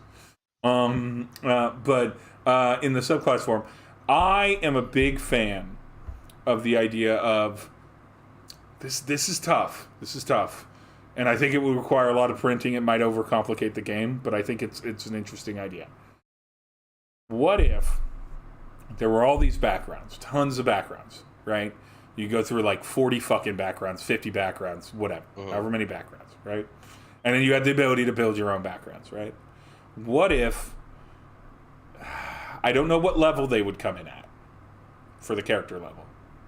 What if there was then additional backgrounds that weren't in the original background group, that weren't really backgrounds, they were like who you're becoming on the way, right? And so instead of this being like necessarily a given sort of like player choice, this is more of a discussion between the player and the DM, and something for the DM to maybe help the DM with the idea of character arcs a little bit, and everything, which is that it's like, let's say I'm just going to pick a number. I'm just going to say, let's say level 7, right? So at level 7, or we're not even going to do it like that. We're going to say 4 levels later. Character levels. Wherever you start, 4 levels after that, right? And everything like that. There is a list of background or of character evolution traits and everything that the DM and the player discuss. The player's going to be able to see these. These aren't hidden in the DM's guide or anything like that. They can see them. They're mechanical things. They can see them. And they can be like, because you continued, being in the campaign, you continued to pursue these things, you're on track for this. Almost like, what was it, champion levels? Champion classes? We've seen 4th ed. 3, 5. Prestige classes. Right? You're talking about prestige classes. Moving and I think there's a way of accomplishing that without adding that level of complexity to it. What I think you could do is introduce feats that have prerequisites. Yeah, I don't hate that. But make the prerequisites like explicitly state that they're narrative. Yeah. Whatever way you do it, I like this idea, and I like the backgrounds further leaning into really pushing the whole kind of like, one of the good things anyone will acknowledge that a good thing in a mid to long size campaign, any campaign that takes up more than like a few sessions, right, is like character progression in the terms of like plot, right, of who they are as characters, who they are as people. Everyone agrees that's a cool thing. You don't have to love it, but it's a fun thing to do it.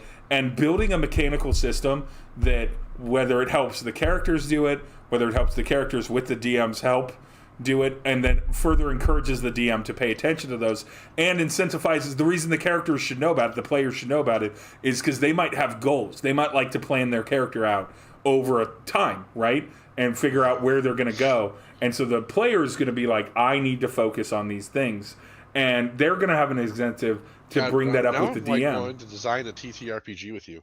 And then the DM is like, oh shit, these are the things that I should be looking at with my party, because these are the feats that are like narrative feats, right? That are like going in a direction and everything. And I should be considering that because the only way that D&D even touches this is Oathbreaker Paladin.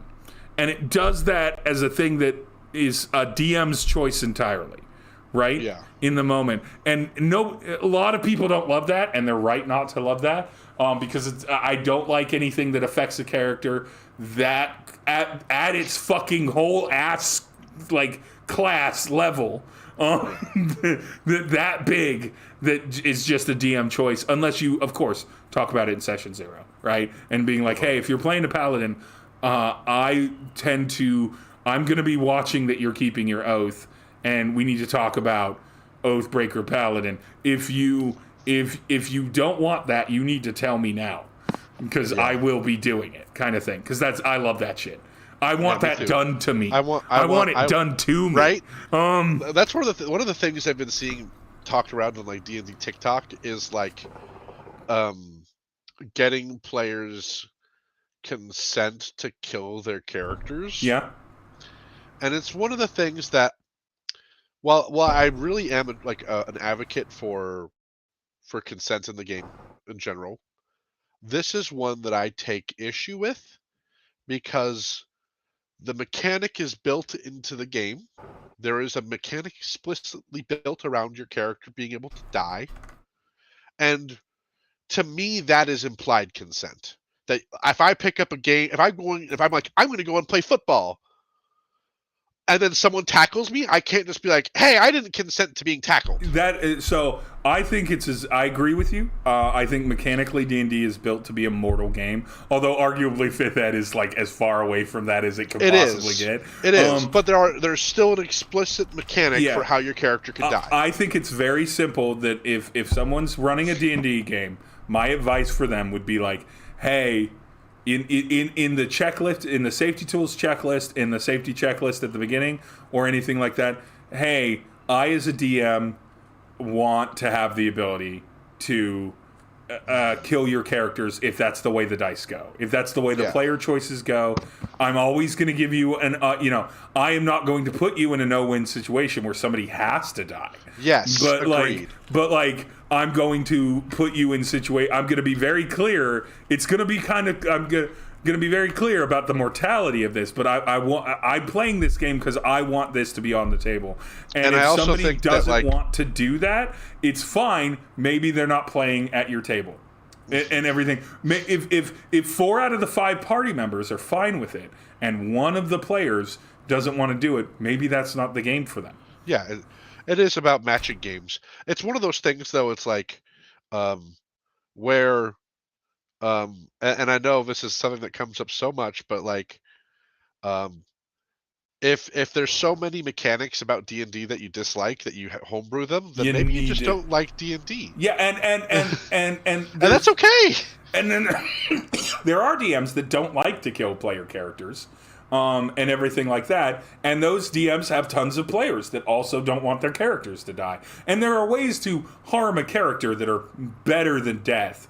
And more interesting than death. But D&D is also a game, like you said, it's a game about random dice rolls and luck of the dice roll being a part of the game, right?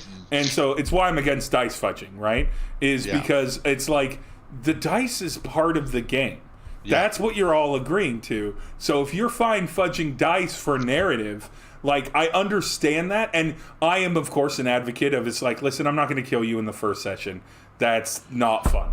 That's one of the things I really like about Pathfinder 2's character building is you actually get 2 sources of HP at first level, so that most characters end up with more than 10 right off the bat. Yeah. So it becomes considerably more difficult to kill them at first level. But anyway, it's a mechanical failing. It's a mechanical failing of D&D that first level characters are so easy to kill. Yeah. Especially 5th Ed, when clearly the game is like, no, death is hard. It's hard to kill a character in death unless you're kind of. I mean, it's easy in the way that you're the DM and you're the god of the world and everything. But that's if you're a bad DM. If you have God's foot step on them. I could also just be like, hey, this is the kind of game where when you get downed by that wolf is then gonna maul your unconscious body. And you can get killed. And I think that's something that like also should be addressed like very early in the conversation of mortality and threat of mortality, because like in my mind I would be excited if I came into a game and they're like, there's a high chance that your character will die in just regular skirmishes, right? Yeah. This is not we're not recreating an epic story here. We're playing a Dark Souls. We're playing Dark Souls, right? Yeah. And everything like that. And I'm like, okay, dope. I know what that is. So I'm going to have backup characters ready. I'm going to have that. And that's a whole different fun thing for me. But like, I think because I would think because there's such a range of DMs that it is important to be like, it's like one of the first things that should be discussed is, and as a DM, you should not feel uncomfortable with the idea of it's like, I like this in the games and I like this as a potential chance, whether it's I'm going to let a random pack of bandits kill you, or I myself, not that interested in that, but if I have you in a boss fight and I happen to kill you, that's what happened. I made that boss fight hard. I want that moment to happen or to be on the table at least. And that's how I do it. And then there are other DMs that are just like, I don't have any interest in killing player characters. And then there are players that are like, I don't want my character to die. And again, there's 1,000 interesting ways to do that. But like, in my mind, that has to be a first thing. But I do kind of agree with you that it's sort of a mutually exclusive thing, because if I entered into a D&D campaign and there was no session 0 or no kind of conversation, if I'm entering into the middle of it with the DM about like what the vibe of the campaign and mortality and stuff like that, if I entered into that, it would be on me to expect that because there's death mechanics, my character could die. But I also would recommend to 100% of players that if the DM, whether at the beginning of a campaign or if you're entering into an ongoing campaign, is not having those conversations with you and resists having them upon you asking for them, don't play with that DM. Yeah. So like that's the thing. Yeah, it's totally fair. I agree with you on everything, and I'm totally the kind of player that would be like, you can do whatever you want to me, baby. Yeah, you're just giving me. Let's have that dangerous game. You're just giving me a chance to give you 3 different kinds of Harengon, baby. But my first character, Harengon. Second character, Barengon. First and third character, Tarangon. Tarangon. This one has ram horns. But yeah, like, all brothers, but estranged. They didn't know each other growing up. They knew they existed, but there was a schism in the family. Anyway, but like that's the thing. It's like in my mind, 5th Ed is so soft-handed with it already that like generally most scenarios, most people aren't going to have a problem. Some people might really not like it. Some DMs might really want to make a very aggressive version. I would argue, do not be playing 5th edition if you want a high mortality campaign. It is so not built for that. Unless you're playing sub 5th level. If you're playing like level 1, level 2, level 3, 8 or below, you can have a pretty lethal campaign. Yeah. And I think also, I think that in general, amongst DMs, and I totally understand why this exists, but amongst DMs, there's a very strong resistance of attacking down characters. Yeah.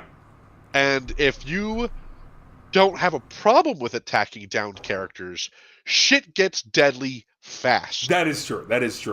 If you don't have a problem with attacking down characters, it is not a problem to kill a character in one before anyone can do anything about it. I think that's the reason why people don't like attacking down characters, is they want to give the rest of the party the opportunity to save them. Yeah. But I get that, because you don't like, because D&D is in part a power fantasy. It's a power fantasy. People want to feel powerful. At the same time, like. Well, ever since 3, D&D's been a power fantasy. True. Yes. Ever since 3, D&D's been a power fantasy. Yeah, D&D, AD&D, and 2nd edition weren't like later. You get, if you manage to survive to higher levels. Yeah. But until that time, no. But yeah, that's one of those things where it's just like, if you're communicating that to your players, it becomes a very different game. I 100% agree. And again, I think it's funny because it's one of those things that I think because of like things like safety tools and other discussions that you absolutely need to have, this almost gets inevitably swept in with them, because you're like, I as a player, you're not going to find a theme that's going to bother me so much that it upsets me at the table. You're just not. That's just true for me. I know that's not true for everybody. And everything like that. But like, again, I as a player, if I went to a DM and I was like coming into the middle of the campaign, so the campaign's already been going, and I don't know what the campaign's about like fully or anything. I don't know what the vibe is at the table, and I go, hey, so like, what's in limits, what's off limits, what are we avoiding subject matter wise and everything, to help me better craft a character that goes into this fucking world, right, and everything like that, and know what I should be focused on being interested in and everything, and the DM's like, oh yeah, this is the thing, and I'm like, all right, are we talking super lethal? Am I going to have to build a really optimized character? Are we talking that? And the DM's like, we don't worry about that stuff here. Even me, who knows that no DM is going to have a single subject that bothers me so much I'm not interested in exploring it. I may later, based off how the DM explores it, be like, nope, you're gross as a person. But like on just the subject itself, on its surface, on its face value, will not bother me. If they were resistant to that, I'd be like, I'm sorry. Yeah. Even though I'm the kind of player that could absolutely play in your campaign, you're literally not doing the bare minimum of being like having this discussion with me. And I, as a DM, would feel fucking miserable if I ever made a player feel that way. And I'm like, the fact that you don't have that is weird. And so it's mutually exclusive. But I do think that there are so many tabletop RPGs out there now that like fit what we're talking about. There are tabletop RPGs that fit exactly what we were talking about with backgrounds instead of classes, right? And everything. So not everything has to be D&D, but bottom line is most people play it. And if it's not D&D, they play Pathfinder, and if it's not Pathfinder, they play World of Darkness. And those are the three things that eat up like gotta be like 95%. Actually, the third most popular one after Pathfinder is Call of Cthulhu. Is Call of Cthulhu a Darkness game or no? No. Or not World of Darkness, Powered by the Apocalypse. No, it's its own system. I didn't know that Call of Cthulhu was his own system. I was thinking of so Call of Cthulhu, okay, and then probably World of Darkness and Powered by the Apocalypse, and then that probably is like 95%. I don't even know. I think Powered by the Apocalypse is the next system. one. Yeah, the next system. You and think then I don't World know of where Darkness World of Darkness is on there. There's a lot of people that play Vampire. And I almost got pulled into a vampire LARP. I can't. I just don't care about vampires enough. I almost got pulled into a vampire LARP, and it was funny. I remember I met a bunch of people at a hotel to just go over character creation. Yeah. We were just meeting in a hotel lobby for some reason. I don't even remember why we were doing it there. It was just a place where there was a nice restaurant that we liked. And then Pete Carroll was there of the Seahawks. Dude, and we're like, hey Pete. And he just waved. He was like, hey, very friendly guy. Funny moment. But yeah, I almost ended up being a part of one of the larger Seattle Vampire the Masquerade LARPs. That is still going on, if I'm correct. Yeah, I get it. There's to each their own. Vampire just seems like it's built for LARPers. It's not interesting to me because I don't care. Like, my favorite vampire movie is Blade. Right, like that's where I stop at vampires. Like, of course I like Lost Boys. Of course there's other vampire properties that I enjoy, but like I don't care about. As a player, I am so uninterested in embodying that kind of a character. I think it's because they're not weak enough. I need weakness. I want little flawed feeble babies. As my characters, I want people with lots of called classics. Where the there's rule is to start up with you show up with 4 characters, and if you go through a thing called the character funnel. And I don't know if you've noticed, but if I ever play your characters, oftentimes they're people with grand secrets. They're usually face characters that are lying a lot and actually can't do a lot of what they say. Because I like playing pretend characters. I had no idea about that character that you played in my game. In your game? At all. And then, or the knockoff of George Clooney and Oh Brother Where Art Thou that I played in the holiday thing that Camille ran as a Harry god. Right? Like, I love that character. I love a character that's like, you're a liar. you're a liar and you're overconfident and you get into things and you're not cautious and you... I have a question for you. Yeah. Is Barry a himbo? Barry's big himbo energy. Barry was definitely big himbo energy because Barry had all the traits of a very strong, powerful, masculine character physically. And then all of the behavior of a genuine sweetheart who was very open with their emotions. And that is big himbo energy. The only difference is that I don't think Barry, you didn't ever play him, and I think it's because you're a better role player than this. Because Barry was half orc, right? Yeah. Because Barry was a half orc, you wanted to dodge the sort of like simpleton side of it a little bit, and I think that was the right choice. Barry wasn't an idiot. Himbos oftentimes are a little bit dumb and a little bit naive, and I don't think Barry hit those marks. But like, I think that on a broader spectrum, you could describe just a kind person with like that wasn't particularly toxic, but was very strong and masculine as a himbo. Okay. Barry may be my favorite character I've ever played. I think if I'm picking between Barry and Chevy, I think as a DM, I love what Chevy does, because you can just bait a hook for Chevy, and he's Chevy just going to go to it. Chevy's an instigator. Chevy is so good about that. But I think Barry's a better, like a more interesting take on a classic character archetype that's a little bit off the line of what you would expect, and I think that's always very intriguing. That's very impressive to see. It just makes it harder for me as a DM, because Barry's not going to do a lot of very dumb things. He's going to do things that make sense for him. Versus, I could literally put a big giant red button in front of Chevy that says "Don't push." Confident that Chevy's pushing that button with it could literally say he's absolutely pushing that button with his telekinesis. That's invisible. It could literally say, "Don't push unless you want shit to go sideways," and the shit to go sideways is more of an encouragement for a person like Chevy to push it, right? Where it's not that I want to I don't want push and then I get incinerated. That's not fun. But push and then things get real chaotic. That's very fun. And not just that, but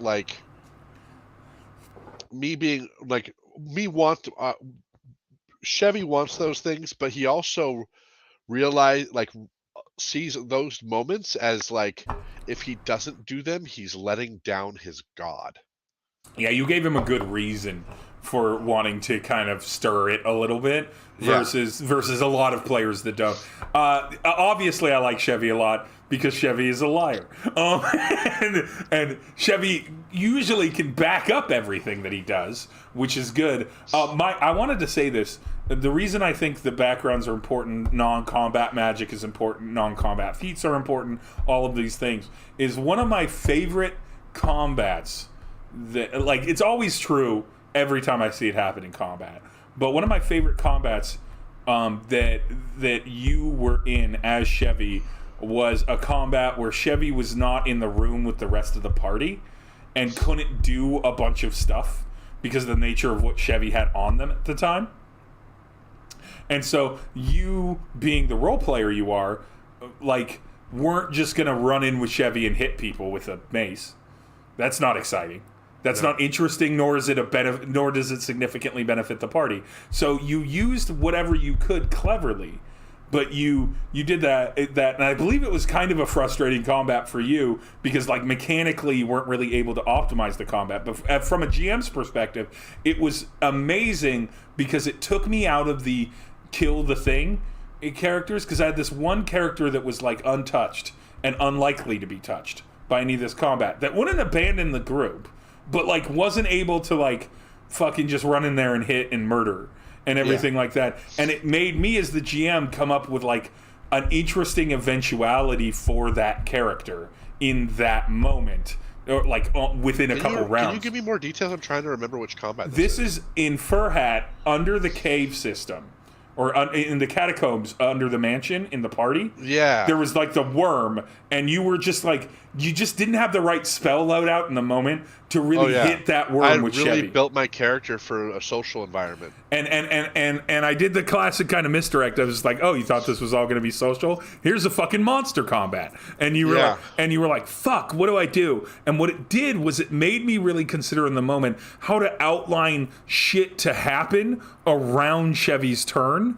For it to do, and then you saw someone trying to escape, and you blocked that off, and you blocked the road of egress, and you kind of did what you could, and then you kind of hung about as sort of a fail-safe because you had the ability to get away and maybe help other people get away and everything, but you were kind of hamstringed, but knowing that you would not just be fuck this, Steve, I do nothing, right? And everything, I just sit it out. Right? You were constantly looking at your spells, trying to figure something out, and then that was putting me in the head of it's well, I want you to do something. It's sort of like when a player is in death saves and you have them roll death saves. If you remember as a GM, have something happen while they're in death saves that's like out of the moment of the back and forth combat, to give them something to like respond to character develop. Maybe they're dreaming, maybe they're halfway between life and death and they're in the afterworld, maybe they're being tempted by a demonic voice, any number of things that's like brief and round like, right? So that they're not taking up too much time, but they're giving them something to do other than just be unconscious. Because D&D combat is not usually fast and snappy. So No. if they roll their death save, it might be another 20, 30 minutes before it comes around to them to just roll a die again and not do anything. I will say, we have had people in our party be guilty of dragging out their turn. And and I've had one, I remember one combat, I was beating my head against the wall because it took 58 minutes for my turn to come around. Yep, and that absolutely. And I was just like I said, I'm glad we're a party of 5. I'm glad when we only have. I'm never ever doing 6 party again, especially online, and everything. And I will always forever try to remember all right, this person's turn, you're on deck, because that enough. Just having one turn in advance of thought means that turn that's happening is probably not going to drastically impact what you're doing.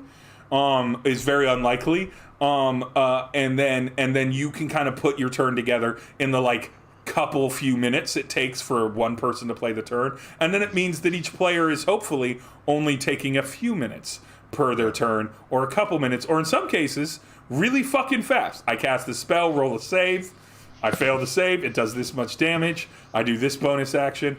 I want to warn you. I do pride myself on being relatively quick at combat. You're super fast at combat. The answers to the questions, like guide you to the options, are equally ambiguous, and you're like, fuck, I don't know what to do here, because these have a win and loss.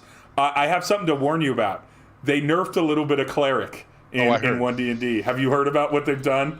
I've heard a little bit. I think all of their nerfing is accurate. I think it's like spiritual weapon not being a concentration spell, bonkers. That is a bonkers thing to do. It's just like, I just got a spiritual weapon and it's extra damage. Well, here's my thinking behind why spiritual weapon still, to me, doesn't warrant that. And that's because it takes your bonus action every round to actually make it do anything. So it's still already eating your action economy to do it. If it was just sitting there... Do clerics have a lot of bonus actions, though, outside of it?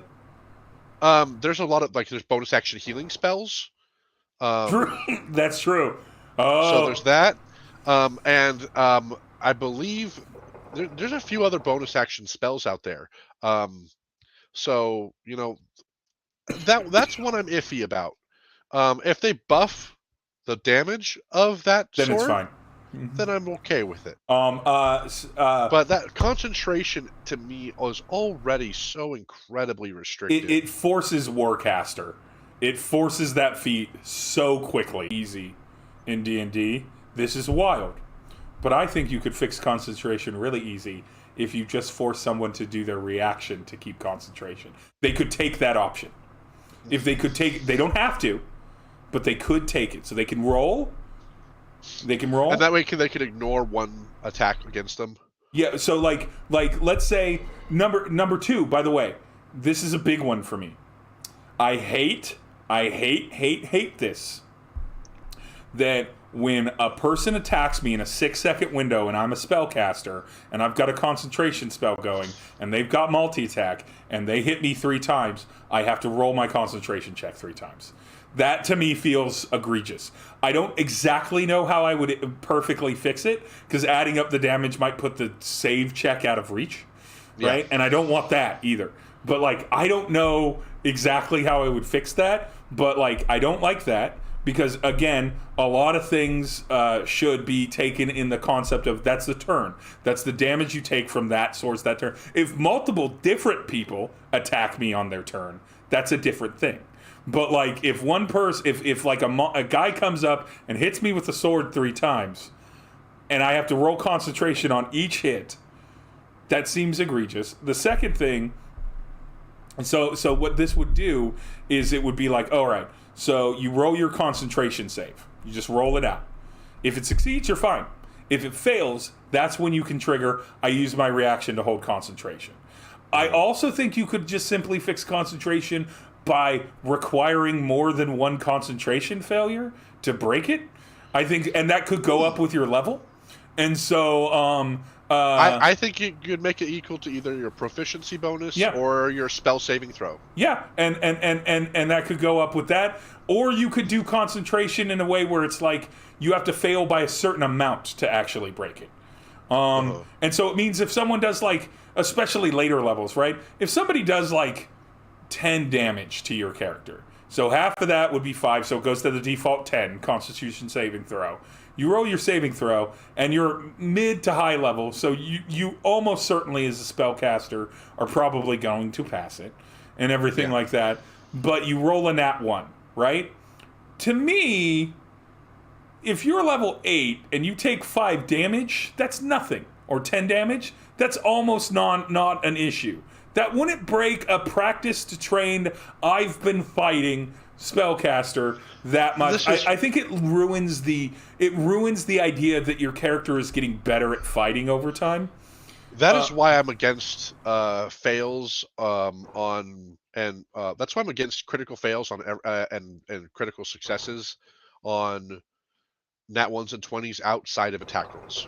I think they should only apply to attack rolls and nothing else. Yeah, I of course am in the opposite camp of that, but I only care about it in skill checks. I also you have to do it in all directions. You have to do it both ways. It can't just be for the characters. If I roll a nat 1 on an NPC, that's a critical failure, and I got to figure out how to do that. If I roll a nat 20 on an NPC, that's the thing. It's got to be fair both ways. But I think the way I do it with saving throws, because so much of the magic space is saving throws, right? So much of the area effect shit is saving throws. I think so at the very least that, where it's like, all right, I'm dodging a magical effect. I have to do a dex save. Oh, I got a nat 20 on my dex save. That means instead of half damage, I take quarter damage, like I'm resistant to it. And if I already happen to be resistant to it, well, then I take an eighth damage, and it's like fucking nothing. I managed to magically do something in the moment to get out of the breath of fire. Flicks me really fucking hard. Yeah, like I stubbed my toe getting away from it, right? But we get into the complications there. But Constitution saving throws. The other thing, a cleric that I did want to talk about though is what is it? Guidance as a reaction. I don't super love that it burns the reaction. I understand that mechanically that's how things go in D&D. I wouldn't mind, though, if it just was like you sort of, if somebody fails their save, you can cast guidance, and you can just do that once per round. I have a solution to this that I think is... Or fails a check. It just came to my mind right now. Yeah. I think every character should have a number of reactions equal to half their proficiency bonus. Oh, in like per like combat round? Straight up, yeah. I don't. So that means at level 1, you have 1 because your proficiency bonus is 2, and then you don't get to 2 until you have a proficiency bonus of 4. Oh, see, that's good. That's real good, and that scales it up a bit. That scales a lot of things that are reaction dependent. Oh, a sorcerer is just fucking drooling to get to a proficiency bonus of 4 so that they can counterspell twice. You know they want that. And so you wouldn't get your proficiency bonus, you wouldn't get your second reaction until level 9, and you wouldn't get your third until level 17. I think that's fair. I think that's fine. I think that's great, actually. Isn't that nice? Because then at level 9 you get something really impactful. And on top of that, it means that it goes with the fighting mechanic of things, which is that you're just better at fighting because you've been fighting a lot. Yeah. You've gotten better at it because you're better at it. You've been in dangerous scenarios a lot. And then think about that means fighters get to use their reaction. Like fighters and melee characters probably get to use the reaction more than anyone for those attacks of opportunity. And so they start taking advantage of all of their fucking main focus in combat, which is I do damage to shit that is next to me, and it adds to the zoning in mid and later levels. Now I will clarify that one person leaving your your threat range is one reaction. You don't get to spend all three dumping on them.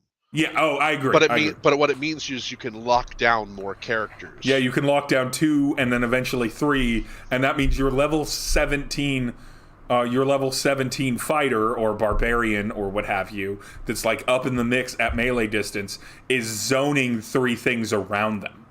Which sounds like something a level 17 fighter should be able to do. It's like, don't fucking, like, at level 1 through level 8, it's like, I can fucking keep this guy occupied. You're getting really close. Level 9, you're like, I can keep 2 people occupied. I can constantly keep them engaged with me.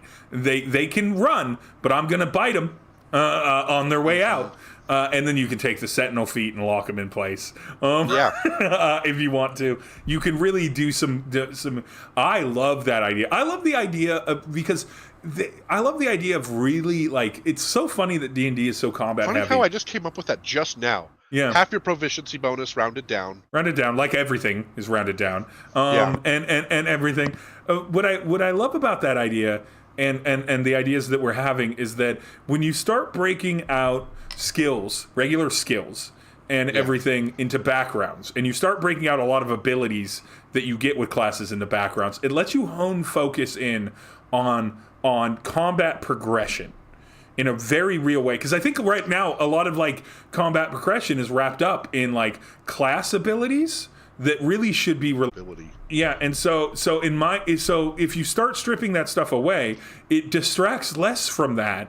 Or it distracts less from the fact that there's all these core mechanics that should be improving with time in combat that aren't, that just are not. And it makes sense too, because when do you start seeing bosses with legendary resistances and legendary actions? You start seeing it mid-levels. You start seeing it around level 9 because your CR 14 boss is going up against a party of 4 level 9s, and they're gonna take them down, and so for their action economy, and so you already have a counterbalance built into the action economy that you can scale around a little bit after some testing to be like, okay, so before it was they only had 1 reaction. Now at level 9, everyone's going to have 2 reactions. And so maybe we start handing more legendary action points. Or it's certainly at level 17 when people have 3 reactions. Maybe those legendary action points start going up. Instead of it being 3 points, they have like 4 or 5 points. Or we change how much things cost to do. Or whatever. And everything like that. You can easily adjust that side. And it doesn't change anything for the DM. Because they already have to manage that shit. It's already the same for them. But like the players get to feel like there's something beyond, there's something rooted in proficiency, which time and time again, because it's been 5th edition for 8 years now. I forget time and time again that advantage and disadvantage was a 5th edition thing, and that is one of the classic, simple fucking mechanics that should have always just been in D&D. Is so many, like railing so many things into, because like you could apply that to flanking if you wanted to reintroduce flanking. You could apply it to things like that. Advantage and disadvantage was something that they brought. I think they brought it back for 5th ed. And I was like, oh my god, there was a situation where there weren't statuses that were just like, yeah, this just gives you disadvantage. Easy peasy. Easy peasy. I'm not saying that all of the things that they use for advantage and disadvantage are necessarily the best. But like, you know, you're a range attacker and they're right up in your face, disadvantage on your attack. That makes sense. Because you're used to having a little bit more time to aim your shot. Or you're attacking from the ground to someone who's standing, disadvantage. Or you're attacking ranged to someone who's on the ground, maybe under some semblance of partial cover, and so it's harder to see them or aim at them. Depending on the distance, I think there shouldn't be a penalty for that. If my archer is 10 feet away from someone on the ground, them being on the ground isn't changing anything. Yeah. But like, if they're like 100 feet away, yeah, no, that's that. You gotta fucking angle that a little bit better. If there happens to be a rock in the path, you might accidentally clip it, and everything.